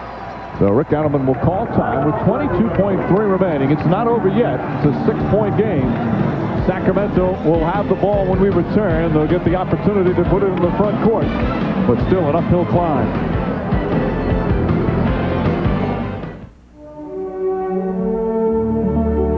Wow. Oh, I gotta try this. Rich boy. I thought you'd done this before.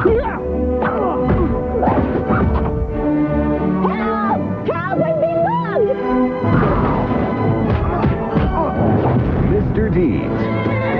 Rated PG-13. In theaters June 28. At the Home Depot, we're driving down the cost of home improvement.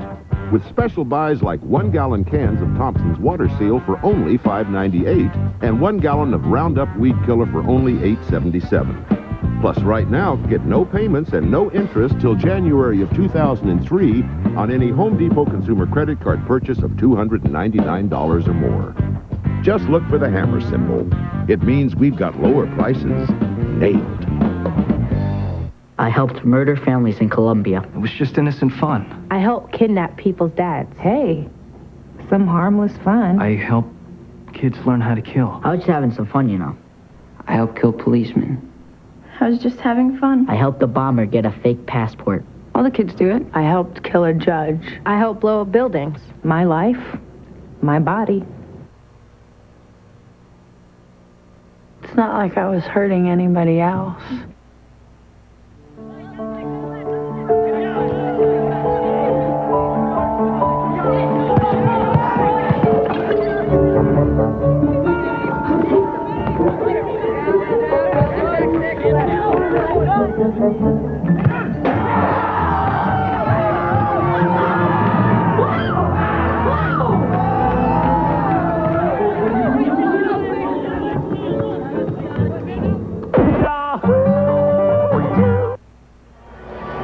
Sacramento down by 6 with the ball, 22.3 remaining. They work hard all season long to get the home court advantage, but can lose it in 48 minutes here in game 1.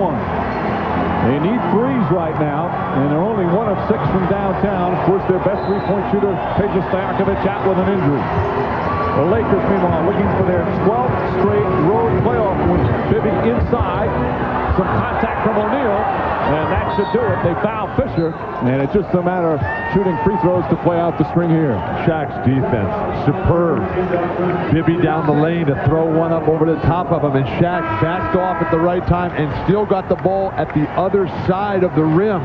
That is real talent. Christie fouls out.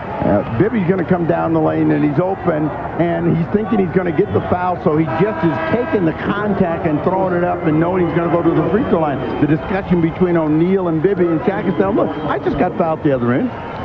This is even up. I earned that. 10 years, I earned that. But Shaq, like all the great centers, realized that the guys who are attacking the rim, they've got to bring the ball to you, and you don't have to block every shot. You have to force them to take a tough shot, force them to make it. They'll bring the ball into your wheelhouse for the block, then get ready to get it up off the glass. Fisher 1 of 2. Final seconds. They still have a 20-second timeout. Bobby Jackson gets inside. Quick bucket. 5-point game. They look to foul, and will foul Kobe Bryant with 4.9 remaining. And that will pretty much do it. Jackson has been sensational, and his foot speed, quickness, his ability to break down the Laker defense, that may give the Kings something to build on in game 2. But, I mean, this came down to, you know, Sacramento needed to have this first game to get into the series. Monday night, it's a must-win game for them. For the 3rd straight series now, they've lost home court advantage. Against Utah, they lost game 2 at home. Against Dallas, they lost game 2 at home. But you were talking about Phil Jackson when you said he was brilliant today. Because he indeed was. The way they came out so sharp, executed magnificently, the Lakers, got the home crowd out of it. This crowd is so important to the Kings' success. They never were a factor because of Phil Jackson's preparation. Divac throws it out of bounds. Don't forget, though, Sacramento is a different road team than they've been in the past. And they won some big road games in this postseason, 2 in Utah and 2 in Dallas. But let's face it, this is a different brand of opponent. Well, you know, when you talk about road team, home team, when you know the Lakers know that they can come into your building and get a win, you know you have to have that game. You've got to put them back on their heels. You got to try to send them some message to say it's not going to happen. 4.9 seconds left. And the Kings will let the clock wind down. A wire-to-wire victory for the LA Lakers. And they take game 1 in impressive fashion. Chris Webber and the Kings made a run in the 4th quarter, cut it to 5. Well, that's the closest they could get. And right now, let's send it over to Lewis Johnson. All right, thanks a lot, Mike. Shaq, 12 consecutive road playoff wins for you guys. What is it about offense? Go, let's get to the crux. Michelle Tafoya giving it up for Tommy Maddox. The best home record in Monday Night Football history. As you prepare to take the field, what is it about this Monday night stage that brings out the best in your team, and how do you continue?